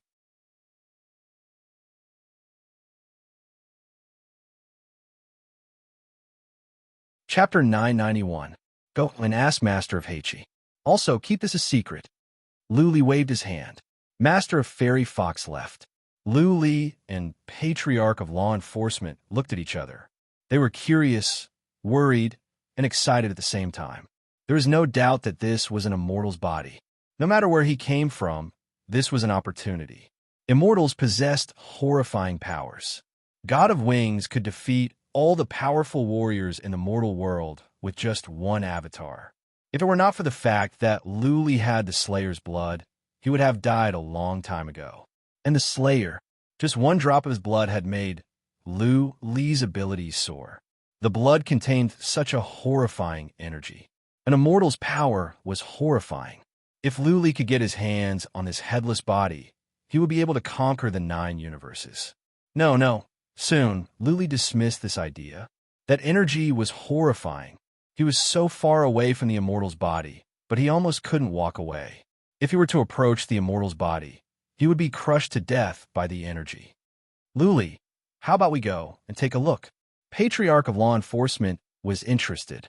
He wanted to take a look in person to see if the body was as strong as Lu Li said. Seeing the longing in Patriarch of Law Enforcement's eyes, Lu Li said, Great-grandpa, I think it will be okay. But do not do anything out of the ordinary. If something goes wrong, we will all die. I know. Patriarch of Law Enforcement nodded. Lu Li and Kumang flew toward the path of rising dragons. Kumang deactivated the inhibition formation and stood on the side. He wanted to go down as well. However, his realm was too low.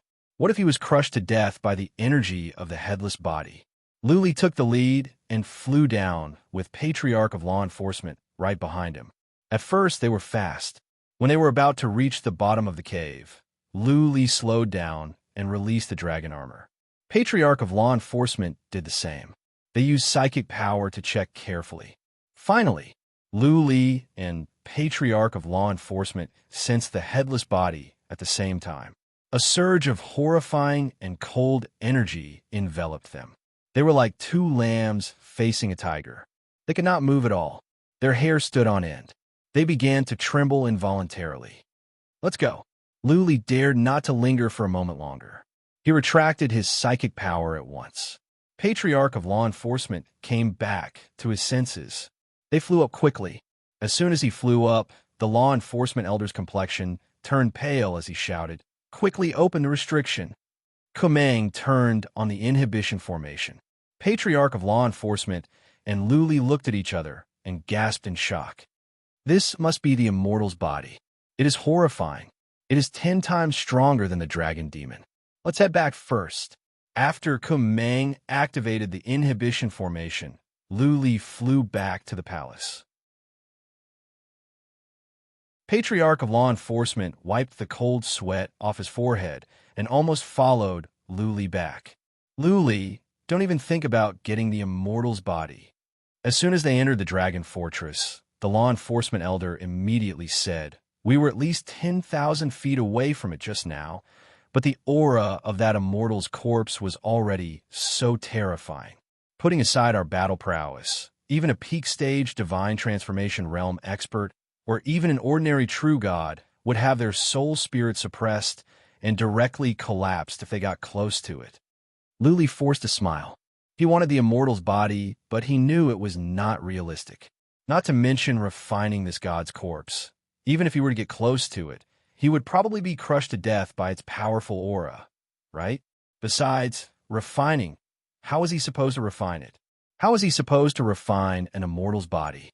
Luli did not even know how to refine corpses. Even if he could, the mortal could not covet an immortal's body. That corpse had a heartbeat. When he was alive, he must have been a mighty warrior in the divinity. Patriarch of Law Enforcement exclaimed. He frowned and said, "But how did his body end up in the Paleobeast realm?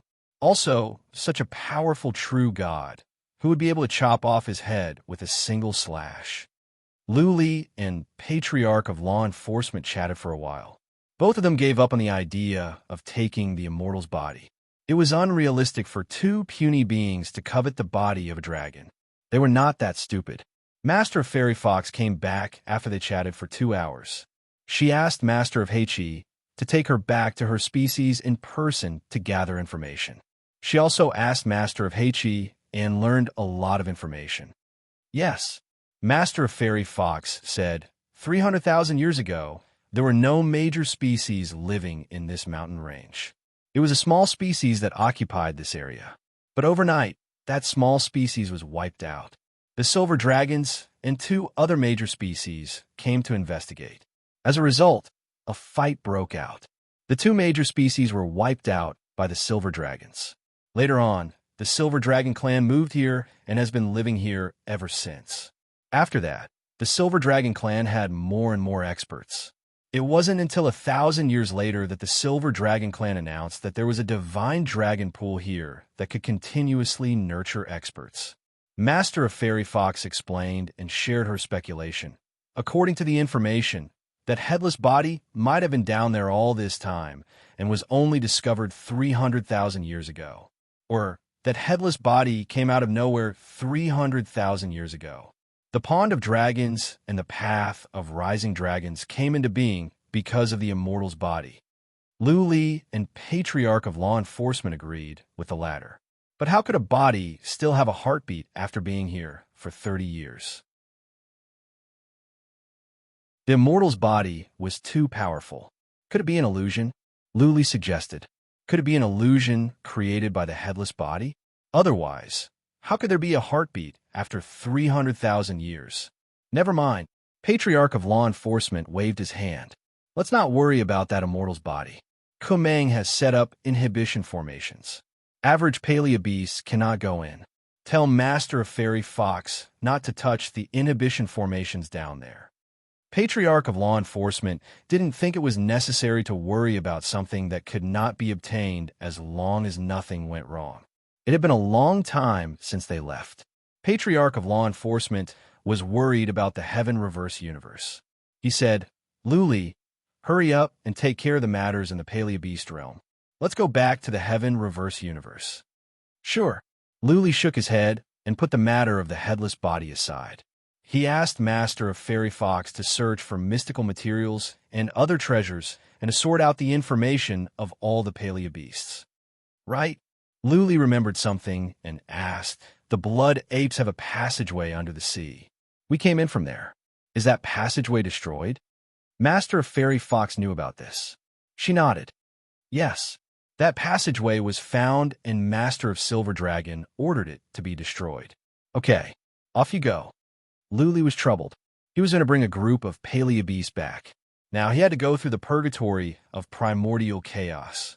There were many beasts of primordial chaos there. It would be troublesome and time-consuming. Of course, Luli and Patriarch of Law Enforcement were strong enough that they were not afraid of the beasts of primordial chaos. It would just take them more time. 1 month.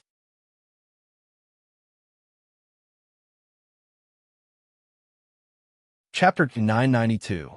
In a month's time, the Paleobeast realm had been pacified. The Heichi and the heaven mystical birds could fly across the void. It was convenient for them to transport warriors. There were still some species in the Paleobeast realm that were unwilling to surrender. However, under the pressure of the army, they had to either perish or surrender. Luli told Master of Fairy Fox to build an empire. Master of Fairy Fox was appointed as the queen. There were 2 state counselors, the 2 most powerful beast gods of the Heichi and Fairy Fox species. Below them were the 10 generals, which were the beast gods of the Heichi, Fairy Fox, Blood Ape, and Spiritual Chionchi. Usually, the 2 state counselors would be in charge of all matters, and the 10 generals would assist them. Among the 10 generals, half of the beast gods of the Heichi and Fairy Foxes were from the Heichi and Fairy Fox species. With the addition of the 2 state counselors, the 2 races had absolute authority in the Paleobeast realm. In this way, even if Master of Fairy Fox and Master of Heichi were to leave, there would be no trouble. Master of Fairy Fox and Master of Heichi were quite ruthless. Almost half of the powerful beings from the 2 clans who posed a threat to the 2 clans were killed by them. The rest of the powerful beings from the 2 clans could definitely be suppressed. Some of the powerful beings were poisoned by Master of Fairy Fox in order to ensure the status of the 2 clans. All kinds of mystical materials and treasures were collected by Patriarch of Law Enforcement. Dozens of interspatial rings were collected by Patriarch of Law Enforcement. Luli had chosen the species that would go with him to the Heaven Reverse Universe. The 2 mythical beasts must go with him. They would be powerful helpers. Next, the Heichi and Fairy Foxes would each bring a beast god. There was also the master of the Bond Beasts, the best scouts. There were also 8 or 9 powerful ones with special abilities that Luli thought might be useful. There were 40 to 50 beasts in total. Some of them could not take human shapes. All of them gathered outside the Dragon Fortress. Luli destroyed the Dragon Fortress. Otherwise, the larger beasts would not be able to go in. Let's go. Luli threw a regretful look to the path of rising dragons. In his mind, he pictured the golden and headless immortal's body. Over the past month, he had thought about it many times. But in the end, he decided not to take the risk. The disparity in abilities was too great. Luli was not confident that he could defeat the immortal's body. Let's go. Luli was the first to step into a huge teleportation portal. After a flash of white light, he appeared in a blue sea. In the distance, Luli could sense the presence of several powerful beasts of primordial chaos. Swish, swish, the seawater in the distance surged, and a big fish covered in poisonous thorns swam over. Luli released several feather wind weapons at once and killed the fish. For Luli, beasts of primordial chaos were horrifying. Back then, he was only the noble lord realm. Encountering those beasts of primordial chaos would mean certain death. If he had not followed Lung Wuxin, he would not have been able to reach the gold prison. At this moment, his powers had increased tremendously. Although he was only an earth immortal, his overall combat strength was comparable to a soul formation realm cultivator. The chaos beasts in the prison of water were naturally not a threat to him. The venomous stickleback fish had been killed, and its fresh blood immediately dyed the nearby sea red. Many chaos beasts smelled the blood and swarmed over. From afar, there seemed to be no end to them. Buzz! The tunnel below Luli glowed. Patriarch of Law Enforcement, Master of Fairy Fox, and Master of Heichi came out. Before Luli gave the order, Master of Fairy Fox and Master of Heichi dashed out to kill the beasts of primordial chaos. With 2 soul formation stage powerhouses working together, a mere chaos beast was nothing to them. That being said, Luli was confused. Warriors of the Earth Immortal Realm were not allowed to enter the Prison of Gold. How come Master of Fairy Fox and Master of Heichi were here without any problem? The Paleobeast Realm is connected to the Prison of Water? Is that why the Purgatory of Primordial Chaos allows them to go to the lower 4 levels? Luli thought about it. He was even more confused about this Purgatory of Primordial Chaos. He had a hunch that this Purgatory of Primordial Chaos was built by a super powerful warrior. Was he the one who made all the rules? Otherwise, how could there be such strange rules? Buzzing. More and more powerful beasts were teleported out. The powerful ones had joined the fight to eliminate the beasts of Primordial Chaos. In the end, Kamang came over and sealed off the tunnel. He nodded to Lu Li, who put him into the wicked bead. Waving his hand, Lu Li said, "Let's go." Master of Heichi led the way, followed by the 3 beast gods. Master of Fairy Fox brought up the rear, and Lu Li and Patriarch of Law Enforcement were in the middle. The beasts and Lu Li dashed toward the entrance of the towering mountain on the next level in a formidable array. The beasts chosen by Lu Li were not weak. Only the Beast God of Bond and Beast God were weak and slow. Lu Li told her to take a human form and put her back into the wicked bead. The others flew on at a moderate speed. It would take them at least 5 or 6 days to arrive at the entrance of the towering mountain. "Great-grandpa, please take the wicked bead for me. I need to cultivate." It was boring to travel like this. Lu Li decided to cultivate in the wicked bead. It would take him more than half a month to get there. The journey was smooth.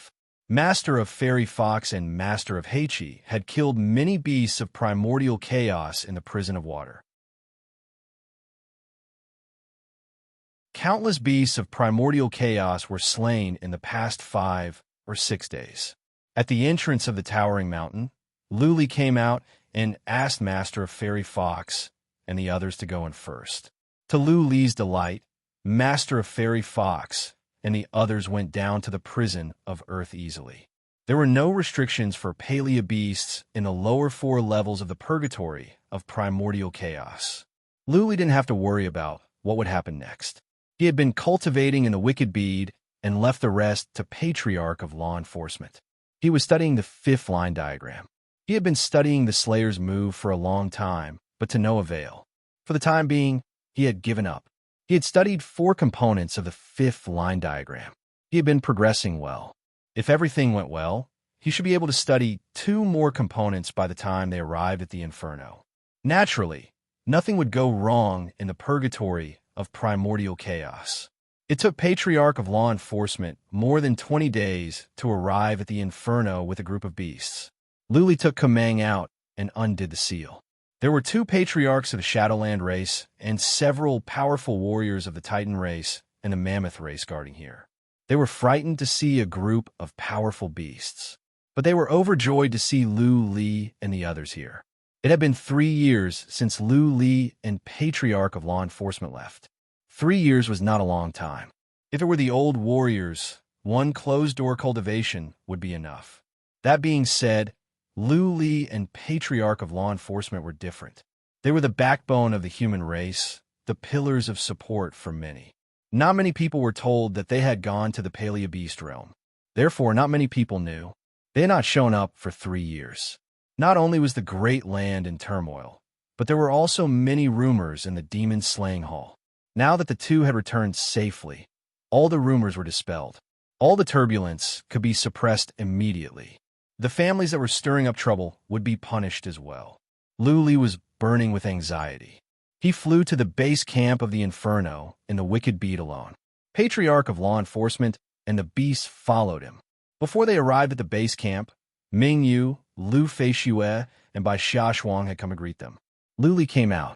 Bai Xiaoshuang, who still looked like a young girl, threw herself into his arms and cried her heart out. Lu Li comforted Bai Xiaoshuang. Then, he asked Mingyu, "How is everything at home?" "Everything is fine." Mingyu grinned. "We are a bit depressed when you're not here. Now that you are back, everything is fine." Lu Feishue's eyes were red. She did not know what Lu Li was doing. "Lu Li, where have you been? How come you have been gone for 2 years? Have you gone to Linga? Have you found her?" "Linga? The smile on Lu Li's face froze. He had forced himself not to think about Lu Ling. But now that Lu Feishua mentioned her, he felt gloomy again. He sighed, gazing into the sky. He murmured to himself, "Sister, how are you? I have reached the earth immortal realm. Give me some time. I will go to the divinity to find you." P.S. Update resumed. I will make up for the 11 chapters 1.0. Also, there will be an event on the official WeChat account for the Lantern Festival on the 15th day of the first lunar month. Some rich people will sponsor a lucky draw. The old demon would take out dozens of autographed books, a few Apple 7 phones, and a few hundred custom-made Eternal Dragon Emperor gifts for the lucky draw. Follow the official WeChat account, and you can start the lucky draw on the 15th of the first month.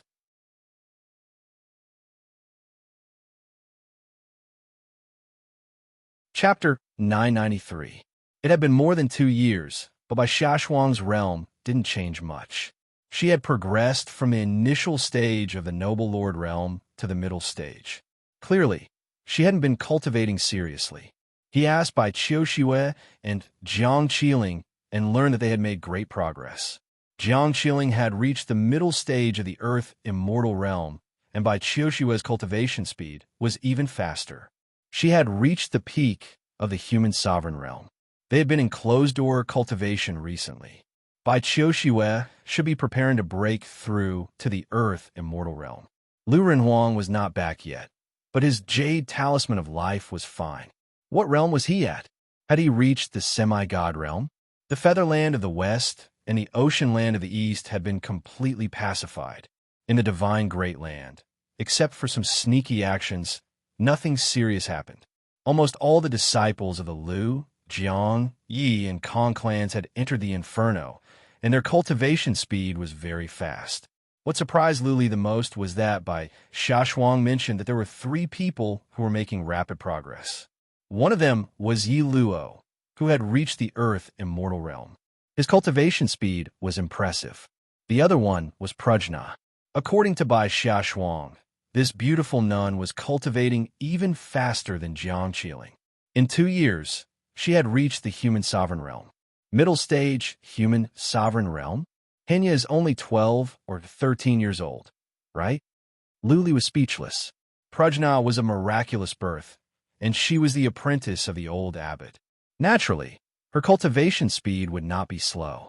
But to reach the Renhuang plain at the age of 12 or 13 was too shocking. After all, Lu Renhuang had reached the human sovereign realm at the age of 20. He was regarded as a talent that only appeared once in 100,000 years. Was Prajna a talent that only appeared once in 1,000,000 years? Yes. Little Wisdom of Wisdom just returned to the great Buddhist temple a few days ago and has been talking about you. Prajna is adorable and pretty. Prajna has always liked you. How about you marry her? Bai Xiaoshuang asked, tilting her head and blinking. Lu Li rolled his eyes. He pinched her nose and said, "What are you talking about? There are so many people who like me. Do I have to marry all of them? Furthermore, Hanya is still so young. What are you thinking about every day?" Hee hee. Bai Xiaoshuang stuck out her tongue mischievously and said with a smile, "I'm just testing you. You haven't been fooling around in the past 2 years, have you?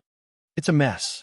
Lu Li curled his lips and said, "I brought back a pretty girl this time. She's in the back. I'll introduce her to you later."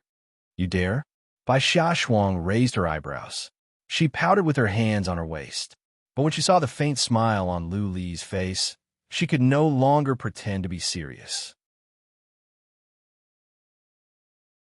She moved closer and said, "Darling, you must be lying to me, right?" Hee hee. Lu Li patted Bai Xiaoshuang's hair and explained, "Yes, there's a beautiful lady, but she is my spiritual beast, master of fairy fox, a paleo beast." "Oh." Bai Xiaoshuang pretended to be relieved and patted her chest. She paused for a while and then continued, "Darling, guess who broke through the fastest? I don't think you can guess." "Oh." Lu Li was curious. Previously, Bai Xiaoshuang said there were 3 people who could cultivate fast. Yi Luo and Prajna could understand that. But Bai Xiaoshuang said he could not figure out the third one, which intrigued him. Since he couldn't guess it, It must be someone he knew. Moreover, this person's cultivation speed wasn't fast in the past, but in the past 2 years, he had advanced by leaps and bounds. Lily thought about it and asked, "Can you give me some hints? Like a man or a woman? How old?" Bai Xiaoshuang tilted her head and said, "Okay, I will give you some hints. It is a beautiful lady in her 20s. A beautiful lady in her 20s? Lu Li remembered several faces. He thought for a while and said, "Is it Yiyu?" Yi Luo's younger sister. Yiyu was not very talented, and her cultivation speed was not fast. Lu Li would be surprised to hear that she had advanced by leaps and bounds. "No, keep guessing," Bai Xiaoshuang said with a grin. "I will give you 2 more chances. If you can't guess it, you must give me a gift." "Sure." Lu Li pinched Bai Xiaoshuang's nose affectionately. He liked Bai Xiaoshuang's vivacious and lively personality. They had been away for over 2 years. He could give her 100 gifts, let alone one. At this moment, they were flying towards their base camp. Since it wasn't too far away, they just flew over like this. Lu Feixue and Ming Yu led the way, leaving Bai Xiaoshuang and Bai Xiaoshuang to talk about their parting. There was still some time before they arrived at the base camp. Lu Li thought about it. After a while, he said a name. "Is it Yi Xiaoxi?" "Who is Yi Xiaoxi?" Bai Xiaoshuang blinked in confusion. Lu Li explained with a forced smile, "I think I am wrong. Yi Xiaoxi is Yi Cha's granddaughter." Wrong. This is the last chance. Come on. Bai Xiaoshuang was excited as if she was about to win against Lu Li. Actually, Lu Li had an answer in his mind. But seeing Bai Xiaoshuang's expectant expression, he said a name randomly. "Is it Lu Hongyu?" Ha. Bai Xiaoshuang laughed and said, "You are wrong. You must give me a gift. The correct answer is Zilian." Zilian has been in closed-door cultivation for years. She came out half a month ago. Her realm has shocked many people. She has reached the Earth Immortal realm. What? This time, it was Lu Li's turn to be shocked. He had guessed that the person was Zilian, but he did not expect that she had reached the Earth Immortal realm. Earth Immortal realm. She was not at the Noble Lord realm or the Human Sovereign realm. Zilian came from the Z family of the Northern Desert. A Noble Lord realm warrior from that land would be considered a powerful warrior. Lu Li remembered that he met Zilian several years ago. Back then, Zilian had just reached the Noble Lord realm. Are you sure that she is at the Earth Immortal realm? Lu Li still found it hard to believe. Over the years, he had come across so many miraculous encounters and had so many resources. He had gone through so much trouble to reach the Earth Immortal realm. Now, all of a sudden, he heard that a girl who was not particularly talented, didn't have many resources, and didn't have a family to rely on had caught up to his realm. How could he not be shocked? You can find out for yourself later, Bai Xiaoshuang said with a smile. A moment later, she squinted her eyes and whispered to Lu Li, "Darling, I heard that Zilian once pursued you. You turned her down. Is it because she broke up? Is it because she cultivated so hard that her realm soared? I heard that she has learned a powerful, profound meaning. The profound meaning of destruction." Lu Li was taken aback. He shook his head with a bitter smile. He and Zilian were just friends. He never thought of becoming lovers. Or, he did not have many feelings for Zilian. They cannot be lovers. He already had 3 talented girls. He didn't want to be burdened with more love debts. While he was thinking, they arrived at the base camp. Lu Li flew into the valley. Out of instinct, he used psychic power and soon found Zilian in a yard. In that small courtyard, Zilian, who was dressed in a yellow dress, was leisurely sipping tea and playing with a chess piece in her hand. She seemed to have sensed Lu Li's psychic power. She looked over. Her eyes were like stars in the night sky, as beautiful as a lotus. Earth Immortal Realm.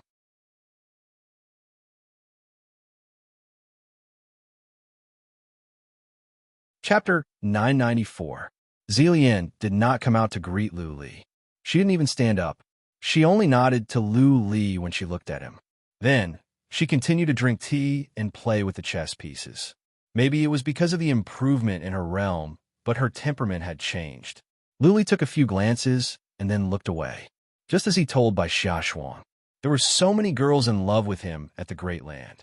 Was he going to marry all of them? He was not a stud horse. Another thing was that he had made up his mind to ascend to the divinity to find Lu Ling. With the line diagram, he had a chance to ascend to the divinity. On the other hand, the possibility of Jiang Qiling by Qiuxue and by Xiaoshuang becoming immortals was much lower than his. Therefore, he might have to ascend to the divinity alone. If he could not become a mighty warrior in the divinity, it would be difficult for him to go back to the heaven reverse universe. By then, he would be separated from his 3 wives forever. He might not even know what was wrong with his body. He would not be able to give them a child. Every time he thought about this, he would feel guilty for a long time. The 3 women were like 3 debts of love. The more he had to bear, the more guilty he would feel. Therefore, he had closed his heart a long time ago. He no longer dared to flirt with girls. He even avoided meeting young ladies from different families. Back at the base camp, Luli chatted with Yiluo, Lu Lin, and Baigu. They agreed to meet up in the evening. Then, Luli went to his manor with Bai Xiaoshuang. Jiang Qiling and Bai Qiuxue were still cultivating. Their rooms were sealed. Luli was afraid that they were at a critical juncture in their cultivation, so he did not disturb them. Bai Xiaoshuang danced around the room like a butterfly. She would pour water for Lu Li and bring him fruits. She was as happy as a child. "Darling, I need to take a shower. Absence makes the heart grow fonder," not to mention that it had been 2 years. Bai Xiaoshuang activated the inhibition formation in the castle shyly. She threw Lu Li a glance and went into the bathroom. The corners of Lu Li's mouth curled up. He felt at ease and comfortable. It was better to be home. He strode into the bathroom and laughed. "My wife, let your husband help you bathe." Bai Xiaoshuang had just taken off her belt, revealing her fair skin. Seeing Lu Li coming in, she blushed and said, "Pervert, get out." "Ha ha ha." Looking at his shy wife, Lu Li laughed out loud and gently helped her undress. The 2 of them entered the bath together. It was steaming hot, and the 2 of them were like 2 big fish rolling in the bath. After a while, Bai Xiaoshuang could no longer move on the bed. She lay on Lu Li's body and talked about what happened in the past 2 years. Lu Li didn't move either, but he was thinking about how to fight against the warriors of the 9 universes.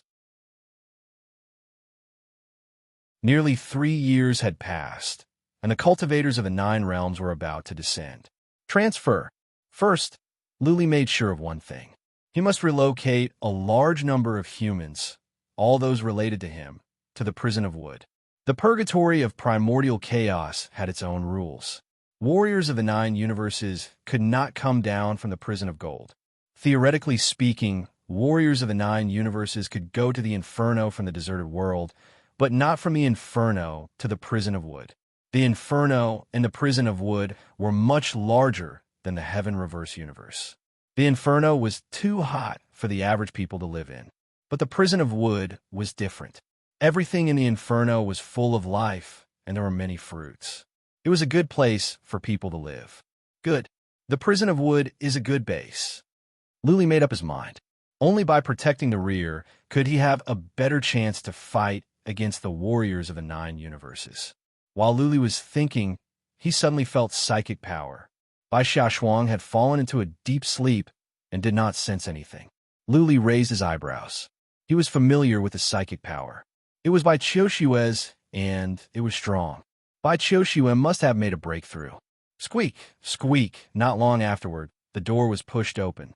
A quiet and beautiful face came into Lu Li's sight. Her eyes were filled with love and longing. Her face, that was as beautiful as a full moon, had an indescribable charm that caused one's mind to sway and become infatuated. 3rd level of enchantment. Lu Li was delighted. Master of Fairy Fox must have reached the 3rd level. She had a special charm about her. Even without enchantment, she would be able to release a breathtaking charm that could stir men's hearts. Clearly, Bai Qiushue had this kind of charm. "Qiushue, come here." Lu Li waved his hand and patted the bed. Bai Qiushue walked over with a blushing face. She kissed him passionately, as if she was trying to turn all the longing she had for the past 2 years into a kiss. Bai Qiuxue had reached the Earth immortal realm. She had always been talented. More importantly, she was diligent in cultivation, unlike Bai Xiaoshuang, who liked to fool around. Since she had reached the 3rd level of enchantment, it was not difficult for her to reach the Earth immortal realm. Lu Li had the silver dragon mark. He could stand the 3rd level of enchantment, but he could not stand the charm from Bai Qiuxue's bones. Besides, no man in the world would be able to stand her passionate love, her charming looks, and her alluring body. Lu Li had just finished a few battles. He picked up his spear and got back on the horse. He fought until dusk. Master of Fairy Fox, Master of Heiqi, and the beasts arrived at the base camp. Lu Li finally stopped. It was a lively scene. 2 small cities had been built outside the base camp. Over 10,000 people were living there. At first, everyone was startled to see so many strange beasts. Later, when they saw Patriarch of Law Enforcement and Kamang, they learned that they were Palea beasts, Lu Li's subordinates. Many humans were stirred up. After all, many beasts were intimidating, especially Master of Fairy Fox. It was especially so for the Fairy Fox King. Many men felt as if their souls were about to be hooked away by her gaze. Mingyu had prepared a banquet to welcome Patriarch of Law Enforcement, Lu Li, and Kamang. Anyone with a certain status in the base camp could attend. When Lu Li walked out with Bai Xiaoshuang and Bai Qiuxue, Jiang Qiling seemed to have sensed it. She came out as well. She was delighted to see Lu Li back. Lu Li took the 3 of them to a castle in the city. Patriarch of Law Enforcement, Kamang, and Master of Fairy Fox and Master of Heiqi were all here. As for the other beast gods and the average ones, they were not allowed to come in. Patriarch of Law Enforcement arranged for them to stay in a mountain nearby. What? Master of Fairy Fox was about to salute Lu Li, but when she saw Bai Qiuxue, she was surprised. She bowed to Lu Li and asked, "Master, this young lady with you, has she cultivated enchantment?" Bai Qiuxue saw Master of Fairy Fox as soon as she came in. Both of them had cultivated enchantment, and both had reached the 3rd level. Naturally, they could sense something. Lu Li nodded and said, "Yes, this is my wife, Bai Qiuxue. She has also cultivated enchantment and has reached the 3rd level. Master of Fairy Fox, please give her some pointers when you have the time. It's far from guidance."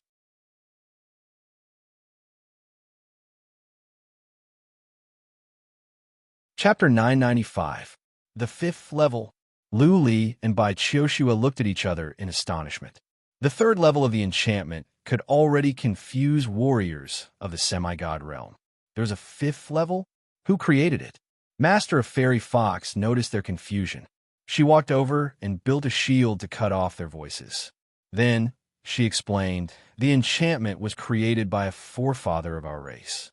But there's always been only 3 levels. 2 million years ago, a forefather of our race went to the divinity and discovered the 4th and 5th levels. He passed the last 2 levels back to us with a special skill. It is a pity that the method is too abstruse. None of our race has been able to learn the last 2 levels. Created by an immortal? No wonder. Lu Li and Bai Qiuxue finally understood. Bai Qiuxue's eyes glowed with excitement. If she could reach the 5th level, then she would be very powerful. By then, she would be of great help to Lu Li. Master of Fairy Fox, teach the method to Bai Qiuxue, and I will have our agreement of 100 years. Lu Li waved his hand. He returned the favor with Master of Fairy Fox. Master of Fairy Fox was overjoyed. Bai Qiuxue took her to a room next door. Master of Heiqi bowed. Everyone in the room looked at Lu Li with more respect. Lu Li had been away for 2 years, and he had brought back a group of beasts that could transform. Master of Heiqi was not at the semi-god realm, but he was as powerful as one. Master of Fairy Fox was more powerful than Patriarch of Law Enforcement. Both of them called Lu Li Master, which made others feel that Lu Li was more enigmatic.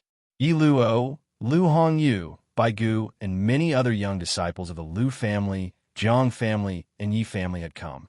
Many of them had made great progress in their realms. That being said, they still had a long way to go before Lu Li.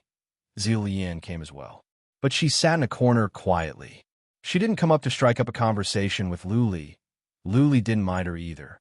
He told others to enjoy the banquet. He and Patriarch of Law Enforcement sat at the head of the table. They began to discuss in a low voice how to settle the beasts and how to make arrangements. An hour later, Patriarch of Law Enforcement left first. Master Fairy Fox and Bai Chioshua came in. Master of Fairy Fox became the center of attention. Since she had cultivated the enchantment, there was a charm in her bones. She was Luli's woman, so nobody dared to look at her too much. However, Master Fairy Fox was different. Although she was a beast, she still attracted the attention of countless men like a magnet. A while later, Luli left. He told Master of Fairy Fox and Master of Heichi to do as they pleased. As long as they did not cause any trouble, Luli would not mind. The Fairy Fox King and the Heichi King did not dare to act rashly. Otherwise, if the Fairy Fox King were to release her charm arts, even Yiluo would not be able to withstand it. After Master of Fairy Fox and Master of Heichi left, the atmosphere of the banquet was relaxed. With Patriarch of Law Enforcement and Luli here, the young masters and young ladies felt the pressure. They dared not to talk loudly. Zilian became the target of many young masters. Zilian herself was a great beauty, and many young masters pursued her in the past. Now that she had broken through to the Earth Immortal stage, even young masters like Yi Luo had a whole new level of respect for her. Luli did not bring the three girls back to catch up. He told them to go back first while he went to talk to Patriarch of Law Enforcement about attacking the Voodoo land of the south and the Barbarian land of the north. That's right. Luli decided to start another war. He wanted to conquer the two lands and unify the Heaven Reverse universe. It was not that Luli wanted to be the master of a universe, because he was stronger and had more powerful warriors under his command. Unifying the Heaven Reverse universe was to better fight against the warriors of the 9 universes. Nobody knew where the warriors of the 9 universes would come from. They might come to the Voodoo land of the south or the Barbarian land of the north and hide. They might take control of the 2 universes and use the 2 universes to gather information about the human race and set up some schemes. By then, Luli and the others would be in big trouble. Therefore, Luli decided to conquer the 2 lands and control the entire Heaven Reverse universe. Then, he would use the Bond Beasts to monitor the entire Heaven Reverse universe. When the warriors of the 9 universes came, he would be informed at once and could come up with countermeasures. Luli and Patriarch of Law Enforcement discussed until midnight. They reached an agreement. The next day, they teleported to the Demon Slaying Hall. Orders were passed down. The entire Great Land was in action. Kumang led the Shadowland race to build a large teleportation formation from the base camp of the Inferno to the Towering Mountain. Lu Zhengyang and Master of Heichi led a group of humans and beasts to wipe out the beasts of primordial chaos in the Prison of Wood. Cities were built in the Prison of Wood, inhibition formations were built, and a large base for humans to live in. Disciples of different families were relocated. Patriarch of Law Enforcement and Master of Fairy Fox were responsible for dealing with the Barbarian land of the north, while Luli was responsible for the Voodoo land of the south. Luli was not even afraid of the 3-legged golden toad's poison, let alone the Voodoo race's poison. Many families and armies were mobilized. The entire Great Land was busy. Materials were transported to the deserted world, and then to the Inferno, and then to the Prison of Wood. Many beasts of primordial chaos were slain in the Prison of Wood. Camps were built. Many craftsmen were mobilized to build cities. This time, Luli planned to build 100 cities in the Prison of Wood. All the humans of the Heaven Reverse universe who were willing to move in, be they disciples of major families or civilians. Once the warriors of the 9 universes came, there would be more than 1 or 2. Luli believed that there might be dozens of semi-god realm warriors, which would be a catastrophe for the Heaven Reverse universe. The lunatics of the Mage Imperial universe, in particular, would not care about civilians. If they were pushed too far, they would kill every last one of them. Armies were mobilized in the demon-slaying battleground. Almost all the powerful warriors of the families were mobilized. After all, they were fighting on two fronts against the barbarian race and the voodoo race at the same time. Though the two races did not have many powerful warriors, they were still major races. Of course, Luli and Patriarch of Law Enforcement were not stressed about wiping out the two races. After all, Patriarch of Law Enforcement was at the semi-god realm. Luli's abilities were comparable to warriors of the semi-god realm as well. Master of Fairy Fox was at the semi-god realm, and Luli had the horrifying dragon demon. Recently, Kamang was busiest. He had to build large teleportation formations and go to the prison of wood to build inhibition formations to protect the camps. He also had to come to the demon-slaying battleground to crack the inhibition formations to the barbarian land of the north and the voodoo land of the south. Fortunately, Luli valued the Shadowland race, and they had been living a comfortable life in recent years. They could use materials freely. The Shadowland race had more powerful warriors in inhibition formations, which could help Kamang a lot. Millions of warriors gathered at the demon-slaying battleground, sharpening their swords. They were waiting for Luli and Patriarch of Law Enforcement's order to invade the two lands and wipe out the Heaven Reverse universe. 15 days later, everything was ready. Patriarch of Law Enforcement and Luli inspected the armies in person and ordered them to set off. A war that could change the history of the Heaven Reverse universe had begun.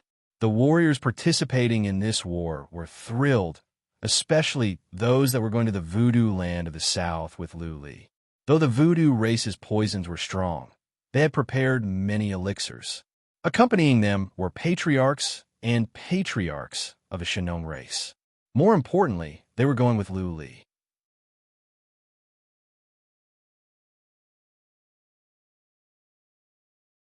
Chapter 996. The mighty army set off. This time, Luli took his 3 wives with him. They had been apart for more than 2 years. Luli himself would feel bad if they had to part ways so soon. The army set off in advance. Luli and his 3 wives stayed at the demon-slaying city for a couple of days before they flew toward the voodoo city. Jiang Tianshun and Patriarch Sun had led more than 20 Earth and Mortal Realm warriors into the voodoo city. By the time Luli arrived, the army was already moving in. 10 cities had been conquered. Well, not bad. After receiving the report, Luli led Jiang, Qiling, and the twins into the portal. After a glare, the 3 of them appeared in a huge cave. There was still some purple fog in the cave. It must be that the toxins are dispelled by Patriarch Sunday. Dig out the mountain and dispel the purple fog. Luli ordered after several glances. There wasn't much of the purple fog left, but it must be poisonous. Since so many warriors had come, they must not cause unnecessary casualties. Walking out of the cave, Luli saw green mountains and clear waters. The voodoo land of the south was not as Luli had imagined. It was dark and gloomy, miasma, and bones everywhere. Grand Master, Patriarch Sun, was guarding at the entrance of the cave. When Luli came out, Patriarch Sun pointed to the distance and explained, "The view may be beautiful, but there are poisons and bewitching insects everywhere. Everyone in the voodoo race knows about bewitching insects, and they have been playing with them since young. Therefore, the voodoo land of the south is full of them. I have ordered all warriors to take detoxification pellets. At the same time, we must not wander around or move about. Wherever we go, we must destroy everything." "Good. Better safe than sorry." Luli nodded. He walked to the side and took out the wicked bead. A beautiful lady came out. She was the leader of the bond beasts. Luli had brought her with him to explore the voodoo land of the south. "Hiyu," Luli said to the lady, "there's a land here that is full of poisons. Will your sub-bodies be poisoned to death?" "Poisoned to death." Hiyu, the bond beast, bowed and explained, "My sub-bodies are actually my tentacles. They will be fine even if they are poisoned. They do not have souls. As long as their bodies are not rotting or strangled, I can sense the situation nearby through them." "All right." Luli nodded with satisfaction and said, "Then release the subsidiary bodies. I want to know every move of the voodoo race in the entire land." "Yes, my lord." The Bond beasts were not strong, and they had been relying on powerful warriors to survive. In the past, they were with Master of Silver Dragon. Now that Lu Li was the overlord of the Paleobeast realm, she would not disobey Lu Li. Her body shone with white light, and she turned into a huge jellyfish-like creature with countless holes in her body. Translucent bugs the size of flies quickly flew out of those holes. They were very fast, like locusts flying in all directions, quickly disappearing into the distance. Wow, wow, Bai Xiaoshuang and the twins were with Lu Li. Bai Xiaoshuang shouted in surprise at this strange scene. Lu Li didn't say anything about her yelling. Instead, he patted her head lovingly and said, "Don't disturb her. Let's go over there." Lu Li walked over with his 3 patriarchs. Lu Li thought about it and said to Patriarch Sun, "Send a message to Grandpa Jiang. Tell him to stop attacking and to defend the cities that have been attacked.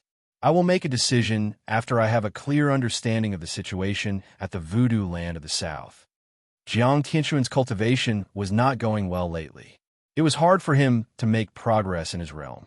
He had been living in the demon-slaying hall for a long time. As soon as Jiang Tianxuan heard that Lu Li was about to go out, he took over the position of a vanguard leader. After all, what happened this time would be recorded in history. Jiang Tianxuan wanted to conquer a region directly. There were no powerful voodoo race warriors nearby. With dozens of Earth Immortal Realm warriors, Jiang Tianxuan was determined to kill all the voodoo race warriors. He could not disobey Lu Li's order. He had to retreat, occupy 10 cities, and begin to set up defenses. All the voodoo race warriors in the 10 cities were killed under Jiang Tianxuan's order. It was not that he was cruel and merciless. It was just that all the voodoo race warriors knew how to use poison. One average warrior could poison a group of human warriors to death. As for the civilians of the voodoo race, they were all sent out and imprisoned in a place with inhibition formations.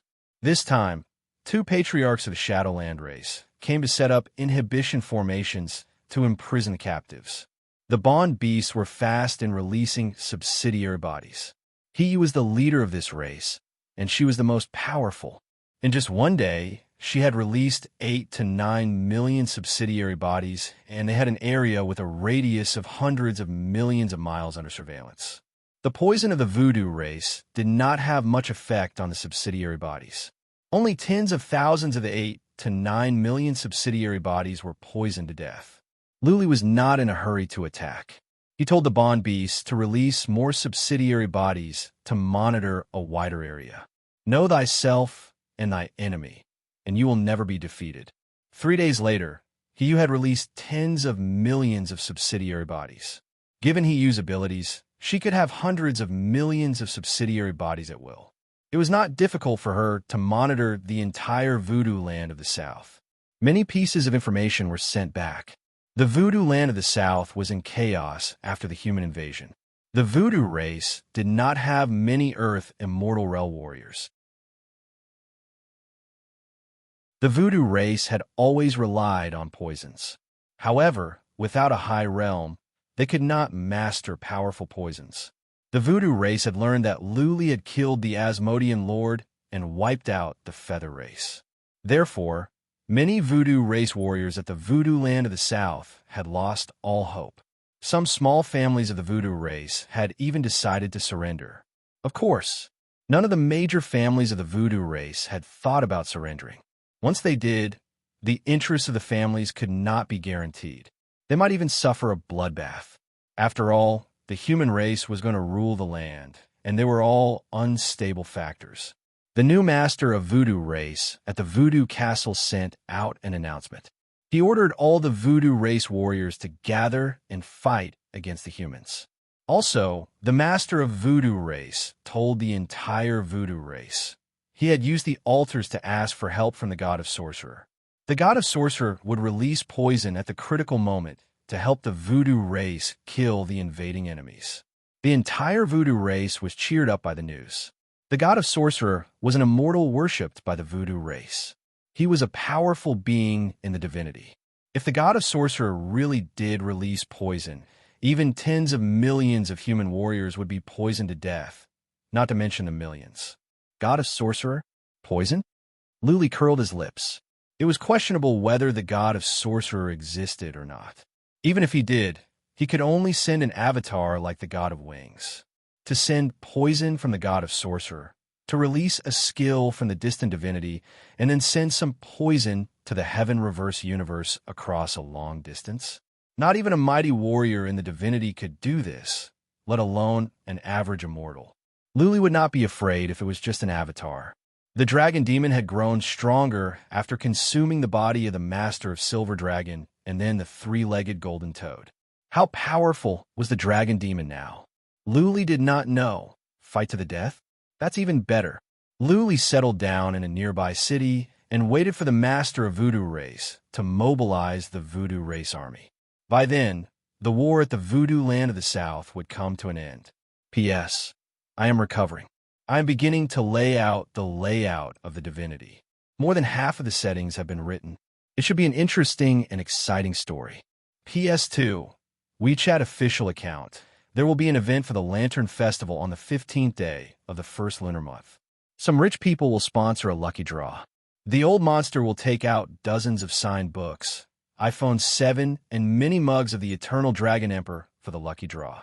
Follow the WeChat official account, and you can have the lucky draw on the 15th day of the first lunar month.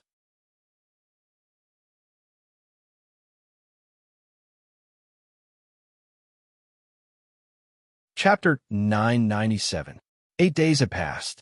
He, the Bond Beast, had released more than 200 million children, and these children had secretly lurked in half of the voodoo land of the south. Half of them were flying to the other side of the voodoo land of the south. As time went by, it was only a matter of time before the entire voodoo land of the south was under surveillance. The voodoo castle was not far away from where Luli was. It would only take him 3 or 4 days if he flew at full speed. At this moment, the spawn had already arrived, so Luli was monitoring every move over there. In 8 days, 4 to 5 million magi had gathered there. As time passed, the number of troops increased. Because the teleportation formation had been shining nonstop, it was estimated that at least 1,000 magi would gather in the end. Luli was not in a hurry. Now that the voodoo race warriors were gathered together, Luli wouldn't have to mobilize his army to hunt them down. It would be best if he could defeat or suppress them once and for all. Patriarch of Law Enforcement had he used subsidiary body, so Luli had a general idea of the situation. As Luli had expected, with Patriarch of Law Enforcement and Master of Fairy Fox, the barbarian race could not stop the human warriors. The first wave of the barbarian race's counterattack had been defeated. At present, the barbarian race's army was organizing the second wave of counterattack.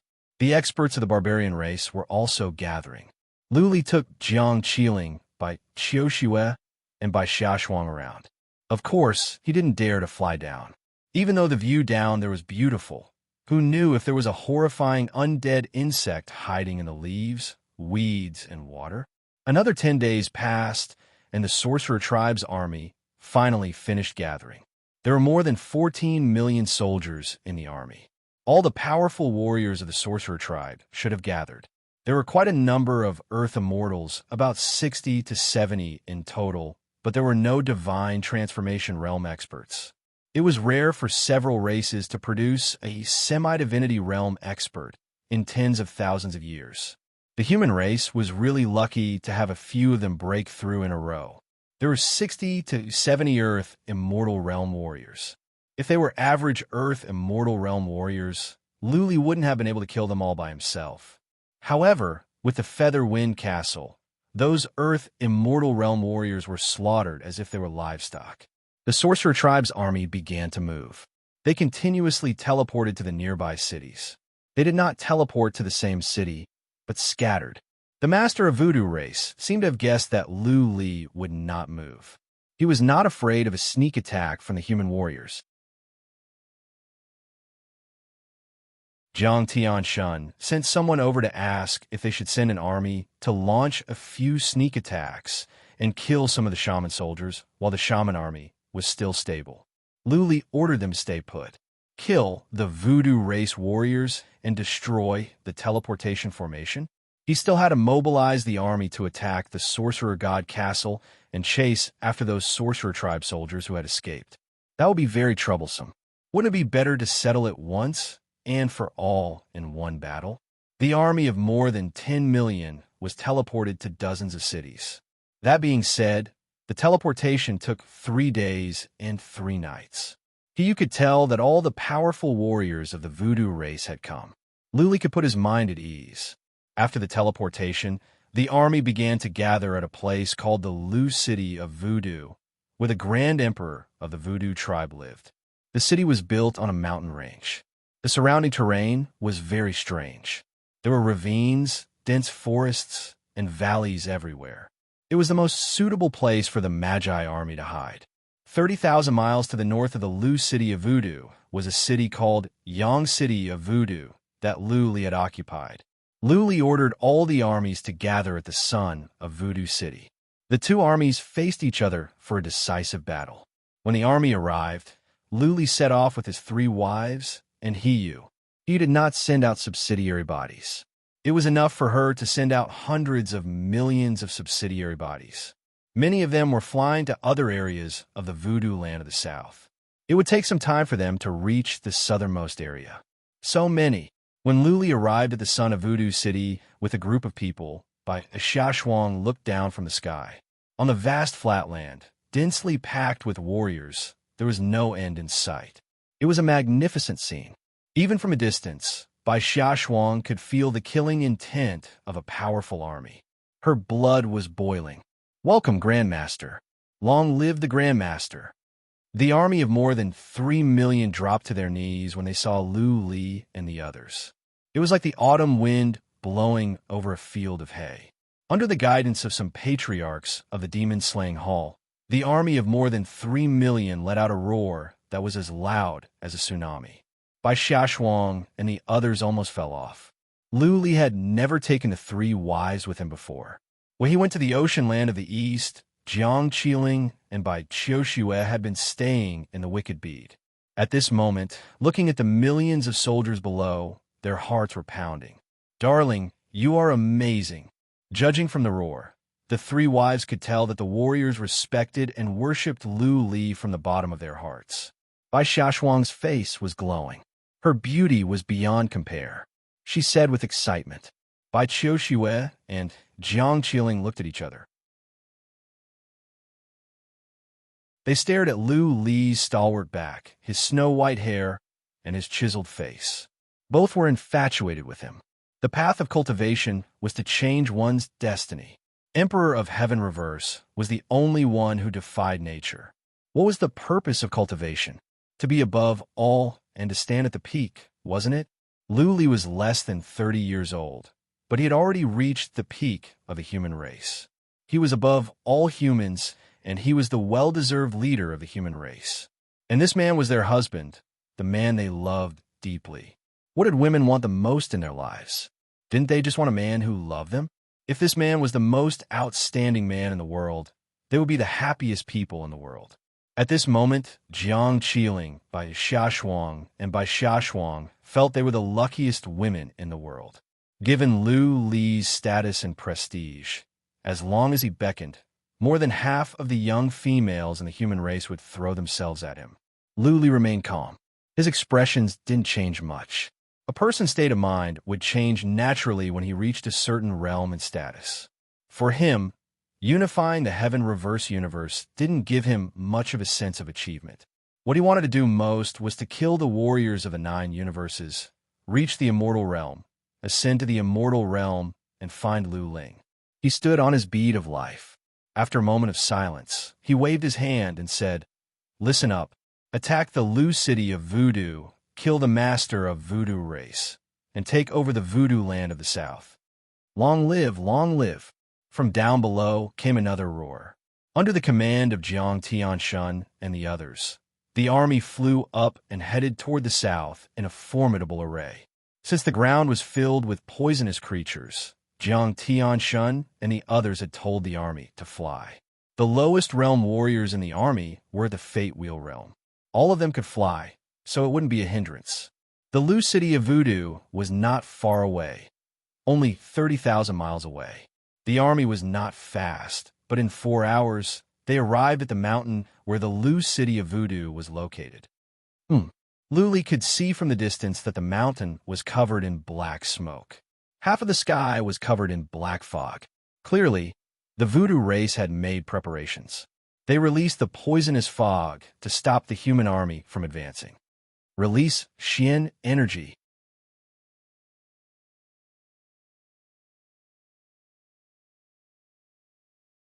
Chapter 998. The Voodoo race was best at uncultured insects and poisons. Relatively speaking, they were weak in terms of offense and defense. Therefore, as long as the Voodoo race's uncultured insects and poisons were protected, the Voodoo race could be killed easily. Lu Li's strategy was correct. The mountain was shrouded in black fog. He could not see clearly, not even psychic power. If he went over rashly, he would not only be poisoned, but also have no idea what the Voodoo race was up to. If he was killed, many human warriors would have to stay at the Voodoo land of the south. Boom, boom, boom, boom. The millions of warriors took actions at the same time. Millions of Xian energy dashed to all sides. The woods, rivers, mountains, thorns and grasses were leveled. Mud and stones were flying around. Weeds and thorns were ground into dust. The picturesque view was destroyed in an instant. The only thing left was the rolling dust. Move forward slowly. Keep releasing Xian energy. Lu Li stood in the sky with Hiyu and Patriarch Sunday looking down from above. Lu Li had a clear picture of the situation down there. Hiyu had some subsidiary bodies hiding in the mountain. Dark fog was billowing, but she could sense some information through her subsidiary bodies and report it to Lu Li in time. The army moved forward bit by bit. The mountain was blasted away. Mountains were leveled, woods were leveled, and rivers were destroyed. In short, everything that could hide the Voodoo race was leveled. If there were Voodoo race warriors hiding in the woods, they would be blasted to pieces as well. The Voodoo race is retreating. Hiyu sensed the situation of the Voodoo race through her subsidiary bodies. She reported quickly. After a while, she added, the Voodoo race is moving. They're moving to two sides. I think they're trying to surround us. Surround them? Lu Li snorted. The Voodoo race had more than 10 million warriors, but most of them were low-level warriors. There were less than 3 or 4 million warriors that could compete with the human warriors. Trying to surround them with numbers? Master of Voodoo race was indulging in wild fantasies. There are more than 2 million warriors moving fast to the east and west. Not long afterward, Hiyu came back with the latest information. Lu Li felt having the Bond Beast was like having countless pairs of eyes. He could see everything like the back of his hand, and everything was under his control. It was a wonderful feeling. Elder Son, Lu Li said to Patriarch Son next to him, take 500,000 warriors with you and launch a surprise attack to the east. Tear apart the encirclement of the Voodoo race that has yet to take shape. Come back after one attack. Do not linger. Elder Lei, Lu Li sent another message to another patriarch. Take 500,000 warriors with you and launch a surprise attack from the west. Be fast. Tear up their encirclement and come back at once. The Voodoo race was secretly making plans. They thought Lu Li did not know about it. Lu Li wanted to take advantage of the fact that the Voodoo race had not completed their plan to crush it and kill a group of Voodoo race warriors. Whoosh, whoosh, human warriors had been divided into their armies long ago. Elder Lei and Elder Sun had gathered a few commanders, each leading a 500,000-strong army, rushing towards the east and the west at an extreme speed. The army pressed on. Even though they had lost 1 million warriors, they were not afraid at all. Their king was above them, and they had Lu Li to back them up. They had nothing to fear. Boom, boom, boom. The human warriors reacted quickly and were disciplined.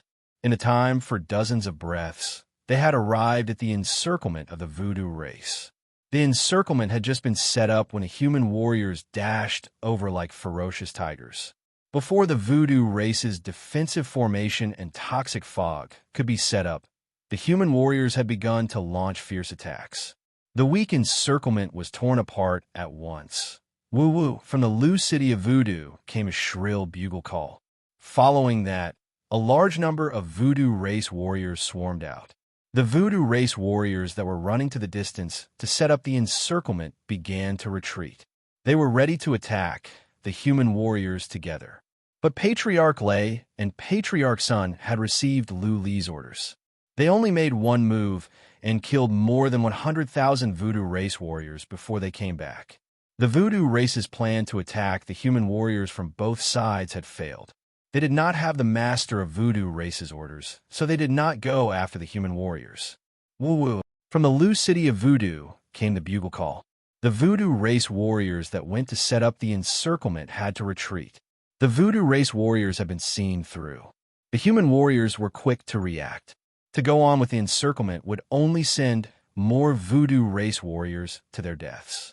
The human warriors pressed on like a huge beast of war.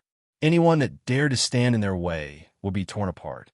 The Lu city of voodoo was located in a huge mountain range. The terrain was complicated.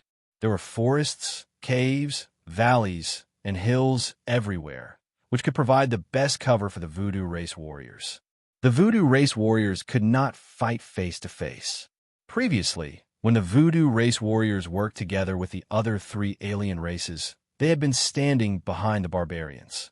Only by hiding and releasing poison could the voodoo race warriors inflict the greatest damage. The mountains and rivers were leveled. All the terrain that could hide the voodoo race warriors were blasted away. The toxic fog was dispersed.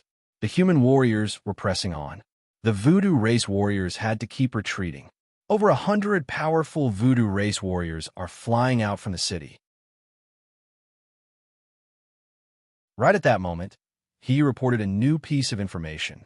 Tens of thousands of miles ahead of them was shrouded in dark fog. It was difficult to use psychic power. Therefore, Lu Li and the human warriors could not sense anything. It was a wise decision to bring He Yu along. Lu Li ordered the human warriors to be on guard and to slow down. Those powerful voodoo race warriors would not come out for fun. They must be up to something. As he had expected, after the time for several incense sticks to burn, the dark fog began to tumble and thicken. Many black snakes were formed in the air, and they were moving toward the human warriors. The black snakes were endless, blotting out the sky and the earth, like dark clouds pressing down on a city. Whoosh, whoosh, whoosh. Zhang Tianshun and the other Earth Immortal Realm warriors reached out their hands at once, trying to disperse the black snakes formed by the dark fog. Otherwise, when the dark fog spread out, many would be poisoned. However, many hands reached out, but the dark fog was not pushed back. That being said, some of the black snakes were dispersed, but the dark fog was still spreading. This is not regular toxic fog. There are undead insects in it. Everyone, retreat for 30 miles. Patriarchs, attack the undead insects. Lu Li shouted. Turning to Jiang Qiling and the twins, he said, "Go back into the wicked bead. I'm going to take action, or else many of you will die." Those undead insects could not even be smacked to death by Earth Immortal Realm warriors. Clearly, they were powerful. The undead insects came with the toxic fog. Once they reached the human warriors, many would be poisoned to death. Once the human warriors' formation was disrupted, the voodoo race warriors would come. By then, even if Lu Li could lead a group of powerful warriors to suppress the voodoo race warriors, more than half of the 200 to 300 human warriors would perish. Darling, be careful. Jiang Qiling was strong enough, stronger than the average patriarchs of the demon-slaying hall. That being said, she nodded obediently. Bai Qiushue and Bai Xiaoshuang said nothing.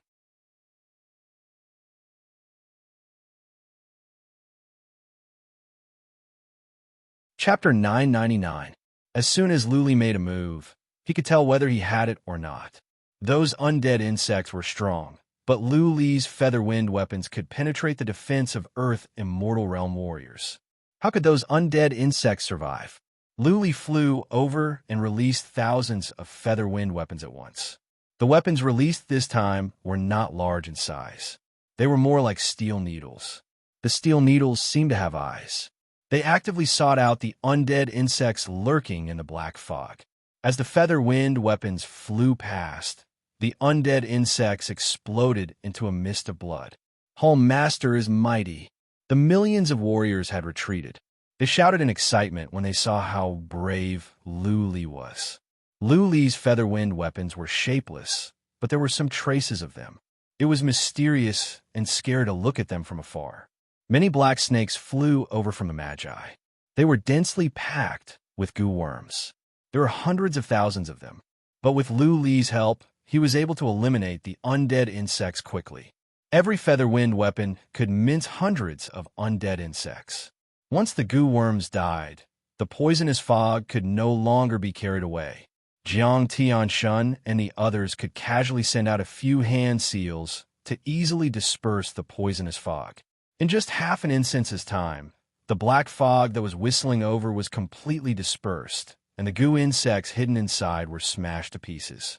Puff, puff, in a forest in the mountain range in the distance, dozens of experts from the sorcerer tribe spat out a mouthful of blood. Their faces turned extremely pale under their cloaks. These were all experts of the Magi race. Just now, they had all released their destiny goo. Those destiny goo were hidden among a large number of goo. They tried to let these goo insects sweep over with the poisonous fog, causing chaos in the human army, and then let the Magi army attack. Little did they expect that their life goo would be killed by Luli so easily. For them, the life goo meant half of their lives. The loss of their life goo would injure them badly. There's no other way. An old man wiped the blood from the corner of his mouth and said with a sigh, "Send a message to the great emperor and ask him to order the entire army to attack. We can only rely on numbers. Even if all the warriors of the sorcerer tribe die, we will not compromise." A few messengers rushed to the Lu city of Voodoo. After the time it took for half an incense stick to burn, a series of horns sounded in the city. "Fight to the death! Fight to the death! Fight to the death!" After the horns sounded, the wizard tribe soldiers, hiding in the surrounding mountains, all roared. Over 10 million warriors roared together. Their voices shook the sky and the earth, and even made the eardrums of human warriors hurt. Bang, bang, bang! A series of muffled footsteps rang out from within the black fog. Following that, countless giant beasts suddenly appeared from within the black fog. These giant beasts were not actually very powerful. They were only 6th-grade Shin beasts. Polyhorn beast. This was a kind of mystical beast unique to the voodoo land of the south. This kind of mystical beast had great defense and speed, but its only weakness was its attack power. However, the horned beasts were very good battle partners for Magi. They were also one of the Magi's secret weapons. The backs of the horned beasts were filled with spikes. The bodies of the Magi were very small, so they could hide in the spikes. The spikes of the horned beasts could still move. At the critical moment, they twisted together to form a shield to protect the Magi hidden inside. The polyhorn beasts lived in the land of voodoo all year round. Naturally, they were highly resistant to poison. Also, these polyhorn beasts used to assist in battles were soaked in poison all year round. Not only were they immune to poison, but they also had a stronger defense. One after another, beasts that were more than 100 feet in size rushed over. From the distance, there must be at least 100,000 of them. On each of the polyhorn beasts was a voodoo race warrior who was at least at the noble lord realm. Charge! Behind the polyhorn beasts was a dense crowd of voodoo race warriors. They followed the polyhorn beasts and swarmed over like a tide. Luli had stopped his attacks a while ago. He stood in the sky and looked down. He saw the voodoo race warriors coming from 3 directions in a fan shape. All of them? Good. Luli nodded. He waved his hand and shouted, "All beat the drums and prepare for battle. Bang, bang, bang." The excited drum beats sounded like a thunderstorm, and the human army let out a roar that sounded like a tsunami. The army of more than 3 million split into 10 groups, and under the lead of dozens of elders, they charged towards the army of the shamans fearlessly and arrogantly. The final battle had begun.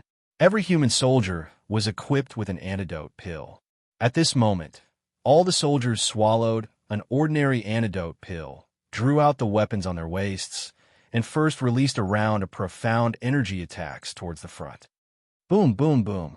Rays of sword light, fist shadows, and palms whooshed on. It was a magnificent scene. If Bai Xiaoshuang were outside, she would have cried out in surprise. However, this round of attacks was not effective. In front of the voodoo race army were polyhorn beasts. The horns on the back of the polyhorn beasts wriggled and covered up the voodoo race warriors on their backs. The polyhorn beasts were strong in defense. Only noble Lord Realm warriors with powerful attacks, or human sovereign realm warriors, or earth immortal realm warriors could inflict harm on them. There were 100,000 polyhorn beasts. How many human sovereign realm warriors and earth immortal realm warriors were there? Therefore, in this round of attacks, only about 1,000 polyhorn beasts were killed and thousands were smashed away. The rest of the polyhorn beasts kept on charging. Shoot! Some powerful warriors of the voodoo race shouted. There were many archers on the voodoo race's side. As soon as the order was given, arrows flew over like raindrops. Those were not regular arrows. They were all poisoned. The rain of arrows was so dense that many human warriors could not escape. Fortunately, those human warriors were wearing heaven-grade Xian artifact armors. Not too many were killed by the voodoo race's arrows. But the poison on the arrows was powerful. Many human warriors were hit by the arrows. Their wounds began to rot, and the toxins were surging toward their hearts. If the toxins were not detoxified at once, they would turn into corpses. The demon-slaying hall had been planning to attack the voodoo land of the south for a long time. They had prepared many antidote pellets for different poisons, and every warrior had one with them. Therefore, even though many were poisoned in this round of arrows, the casualty rate was not that high. Soul Feast butterflies. Jiang Tianshun wanted to make a great contribution and leave his name in history. Seeing so many human warriors were killed or injured, Jiang Tianshun released his bloodline skill in a rage. Countless black butterflies flew over. Formation of swords. Yi Luo joined the fight. He used the Yi family bloodline skill. Hundreds of flying swords whooshed over and went past the polyhorn beasts to attack the average voodoo race warriors. Yi Luo's bloodline skill was powerful. The average voodoo race warriors were weak in defense. They were cut down as if they were straws. Falling meteorites, earth roar, blade of eyes charge. Powerful human warriors used their bloodline skills and profound meanings to attack. The voodoo race and the human warriors bumped into each other. A tragic battle had begun.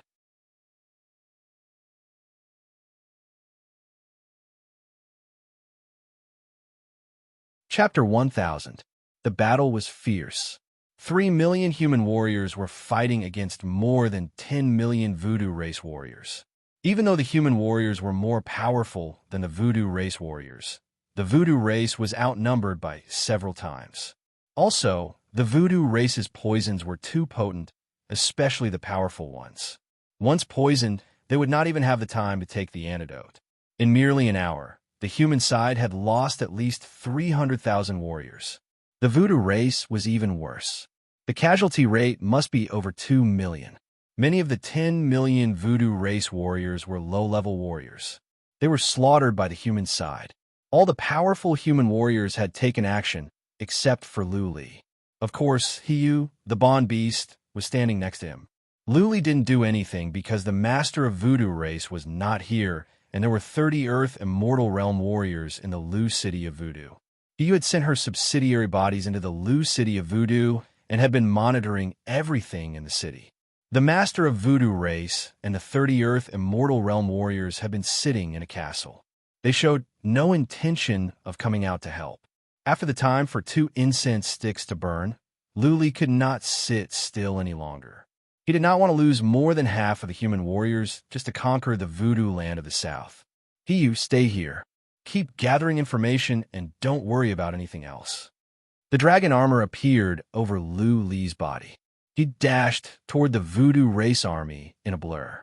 Lu Li ignored the horned beasts at the front and dashed into the voodoo race army. Feather Wind Castle. Lu Li used the Feather Wind Castle. A cyan-colored castle with an area of 30 miles suddenly appeared, covering tens of thousands of voodoo race warriors nearby.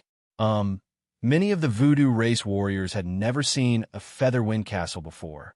The sudden appearance of the castle covered tens of thousands of voodoo race warriors.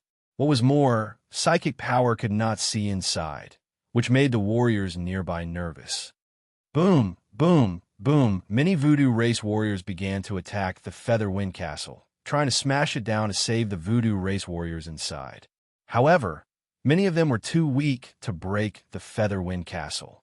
Even if some of them could, the feather wind castle would recover soon. Buzzing, after the time for 20 breaths, the feather wind castle suddenly collapsed. Many voodoo race warriors looked over, only to see dead bodies all over the place. The tens of thousands of voodoo race warriors were killed. At that moment, the surrounding area suddenly quieted down. Countless shaman tribe soldiers stared at the corpses that littered the ground. Their eyes were filled with shock and disbelief. 20 breaths of time. 20 to 30,000 soldiers, who were still alive a moment ago, had become mutilated corpses in the blink of an eye, and this was done by a single person. Swish, swish, swish.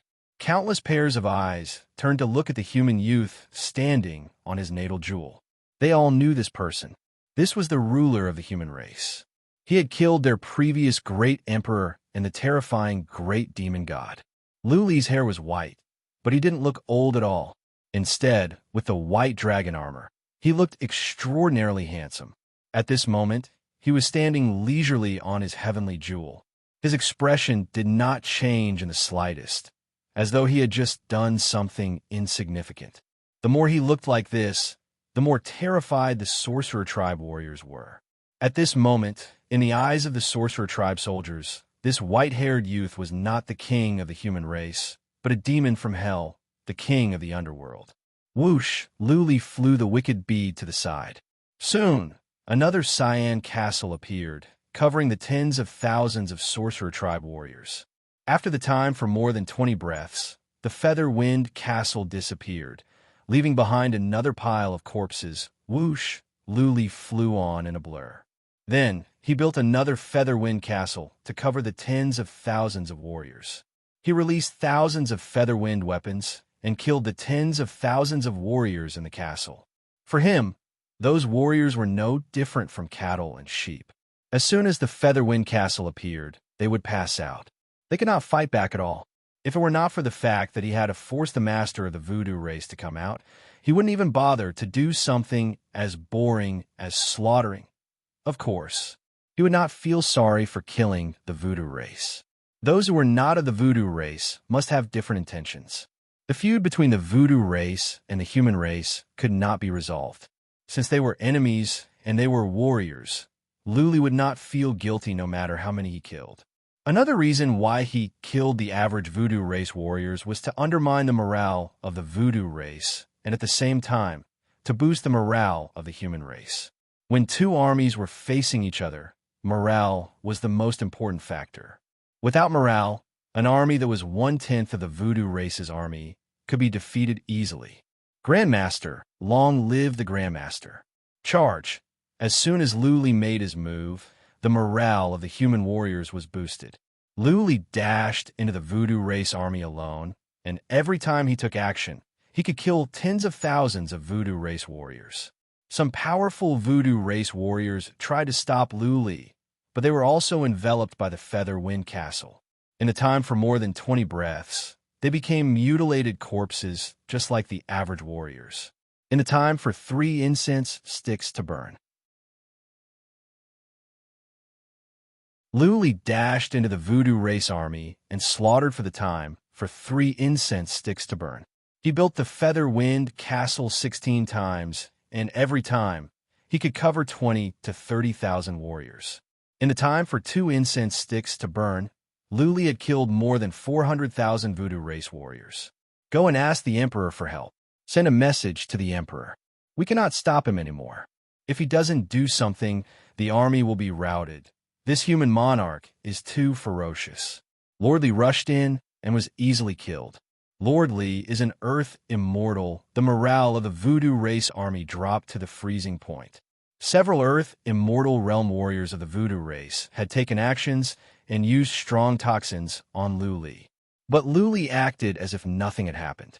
He continued to build the Featherwind Castle and reap lives. If the Master of Voodoo race did not come out, Lu Li would not mind slaughtering the 10 million Voodoo race warriors. Lord, the powerful warriors of the Voodoo race are on the move. Not long afterward, Hiyu, who was standing next to Lu Li, reported. She had witnessed how Lu Li killed the Voodoo race warriors with her own eyes. She was speaking to Lu Li with more respect now. Finally, you can't sit still anymore? Lu Li smiled. He flew up the wicked bead and retreated to the human warriors. Killing more Voodoo race warriors did not mean much to him. As long as the master of Voodoo race and the powerful Voodoo race warriors were gone, the 10 million Voodoo race warriors could be defeated easily. Whoosh! From the distance, dark fog rolled over. From the dark fog, the master of Voodoo race came with 30 powerful Voodoo race warriors. The master of Voodoo race was not wearing a cloak. He was an old man with a white beard. He was wearing a golden robe and a golden jade crown. In his hand was a golden scepter. He looked like a king of a small country. He was not enveloped by the dark fog, but the 30 Earth Immortal Realm warriors behind him were. They were faintly discernible, looking spooky and creepy. Grand Master Lu, the master of Voodoo race, stood in midair with pride. He spoke the human language instead of the ancient language. His white eyebrows were twitching as he said solemnly, I will give you a chance. Take your human army and get out of the Voodoo land of the south. Or else, I promise you that you will regret it later. What? The human warriors were in an uproar. Many were swearing and snorting.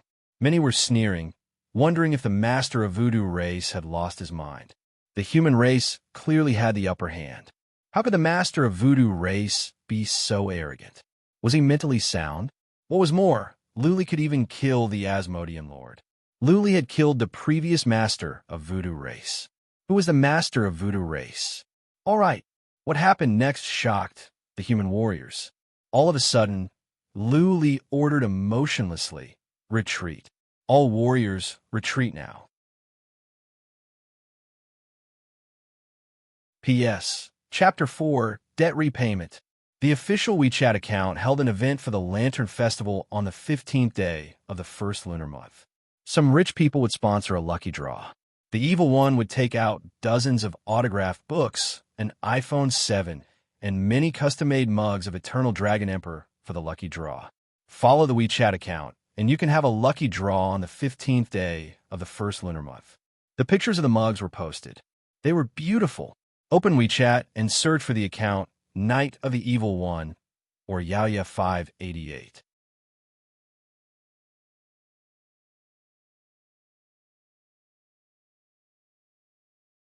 Chapter 1001.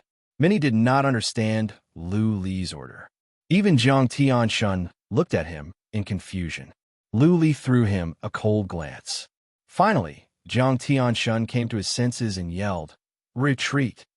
Lu Li was the leader of the human race, the Grand Master of the Demon-Slaying Hall. His orders must be carried out and not disobeyed. Patriarch Sun and Patriarch Lei came to their senses and ordered the army to retreat.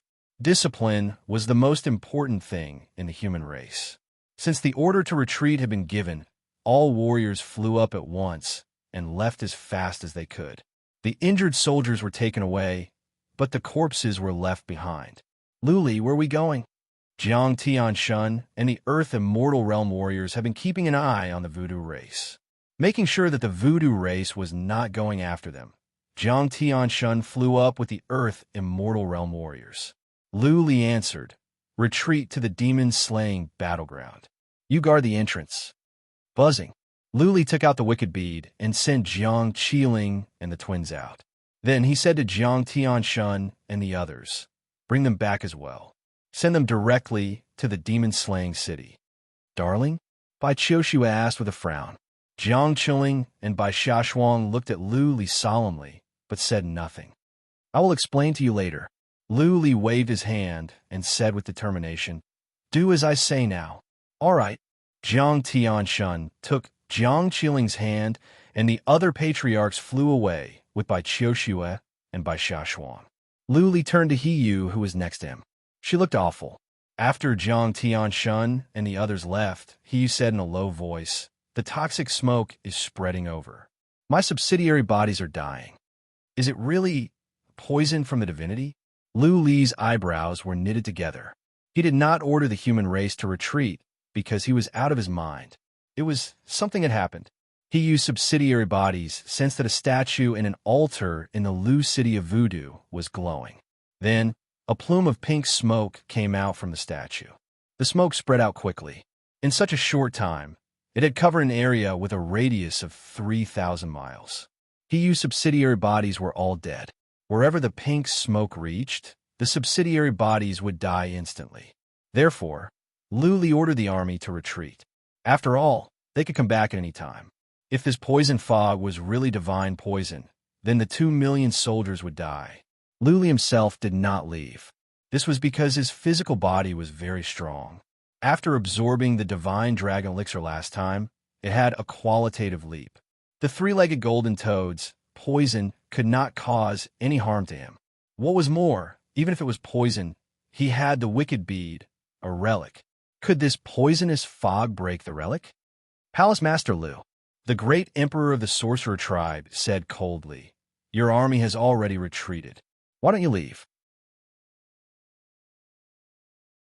"Do you really want to fight to the death with our wizard tribe? I'll give you another chance. Leave now, or else you'll have to stay in the voodoo land of the south forever." Lu Li smiled. He paid no attention to Master of Voodoo race and turned to the Lu city of voodoo. The voodoo race warriors gathered together. They were confused.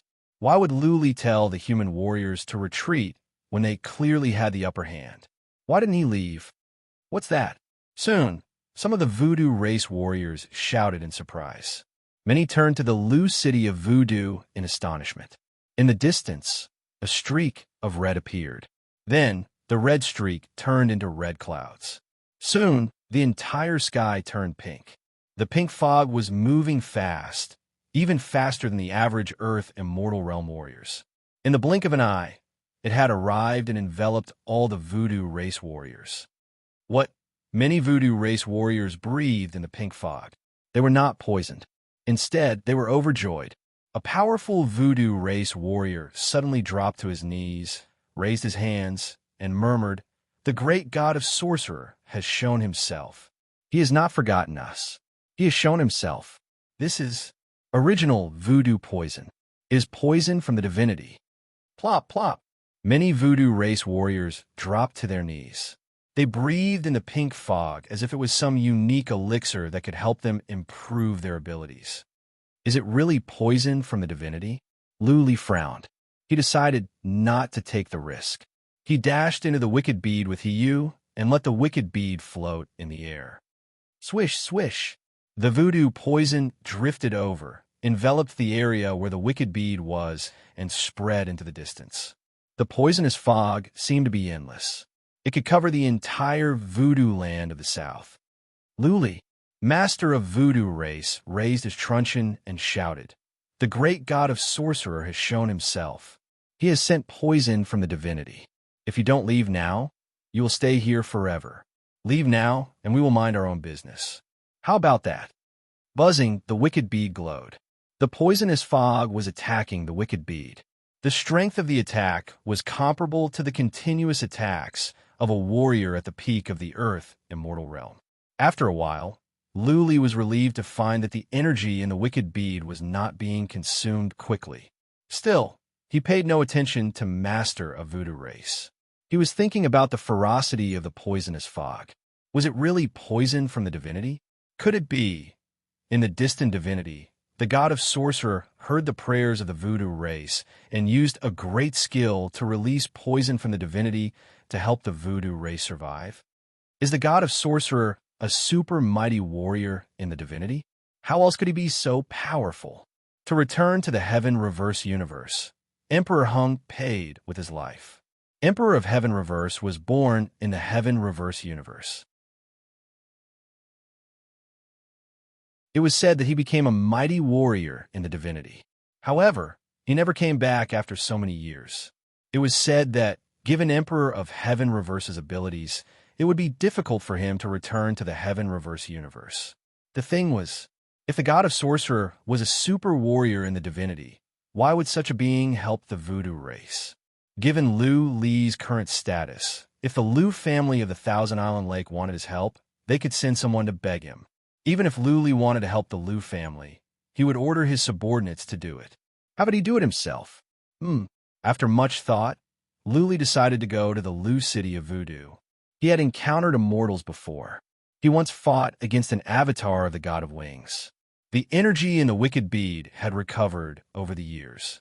So what if the god of sorcerer sent an avatar here? What could he do when the god of wings could not? Whoosh, Lu Li ignored Master of Voodoo Race and the 10 million Voodoo Race warriors. He flew away in the wicked bead. For Lu Li, the 10 million warriors and Master of Voodoo Race were puny beings that he could deal with easily. As long as he could deal with the poison from the divinity, nothing else would be a problem. The wicked bead was fast. It dashed toward the Lu city of voodoo like a shooting star. Master of Voodoo Race and the other powerful Voodoo Race warriors did not even have time to react. Courting death.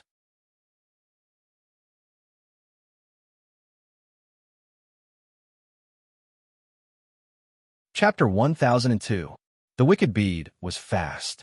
It only took them the time for dozens of breaths to cover 30,000 miles. Soon, the loose city of voodoo appeared in front of them. This small city was at the peak of the mountain, which was obvious. Lu Li used psychic power to check. The pink smoke could affect psychic power, but not completely.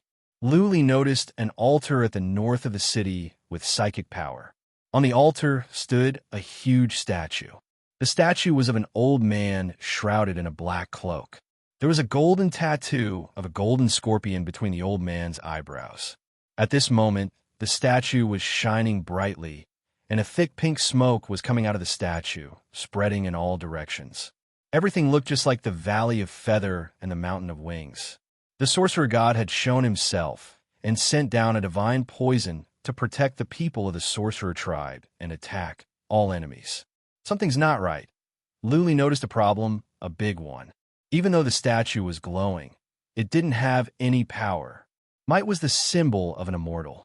When the statue of Emperor of Heaven Reverse glowed, the avatar of the god of wings was emitting might. Apart from the pink smoke surrounding the statue, there was no sign of a true god manifesting. Hee.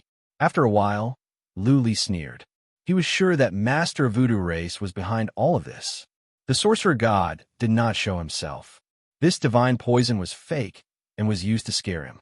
All the signs indicated that the Master of Voodoo Race was just trying to scare Lu Li away. Otherwise, if the god of sorcerer really manifested himself or sent an avatar down, the god of sorcerer would not let Lu Li go. He would snatch the wicked bead. Whoosh! Behind him, the great shaman emperor led a group of experts and flew over. From afar, the great shaman emperor shouted, "Great shaman god, please bestow divine punishment and help your people eradicate this alien race. Refine his soul into a god goo and let him sink into oblivion forever." Buzz, after the great emperor of the sorcerer tribe roared, the statue shone brightly. It was as if the sorcerer god was really going to make his move. The sorcerer god will never perish. The sorcerer god is invincible. When the sorcerer tribe experts behind the great emperor of the sorcerer tribe saw the statue glowing, they immediately prostrated themselves in the air and kowtowed to the statue. Ha ha ha! Lu Li laughed out loud and said in a mocking tone, "Master of Voodoo Race, put away your tricks. Do you think I'm scared? The arrival of the sorcerer god? Ask him to descend. I will wait here. Ask the sorcerer god to kill me." Lu Li's voice was amplified by the dragon's roar, which echoed in an area with a radius of 30 miles. The powerful Voodoo Race warriors kneeling in midair felt their eardrums hurt. Lu Li's arrogant words enraged many powerful Voodoo Race warriors. How dare he blaspheme the sorcerer god? He was the god of all the sorcerer tribe's people. He was a supreme existence.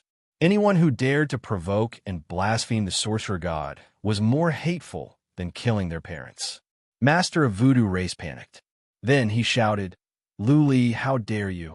Get out here and beg for death. You can have an easy death.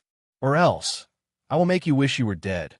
Master of Voodoo Race was still babbling on. Luli was getting impatient. He suddenly enlarged the wicked bead and dashed toward Master of Voodoo Race like a shooting star.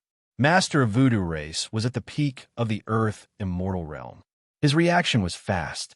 As soon as he saw the wicked bead coming, he dodged to the side. But the group of powerful Voodoo Race warriors following him were doomed. Those powerful Voodoo Race warriors were still kneeling in midair. In an instant, over a dozen Earth Immortal realm warriors were smashed away. Some of them spat out blood, and some of their bones were broken. Earth Immortal realm warriors of the Voodoo Race were at the Earth Immortal realm. However, they had spent most of their time studying poisons and undead insects. Therefore, they were weak in defense. Some of them had their life insect destroyed by Lu just now, so their vitality was greatly hurt. That was why they were hurt. Buzzing. Lu released some feather wind to stun the souls of the more than a dozen Earth Immortal realm warriors. He did not go out.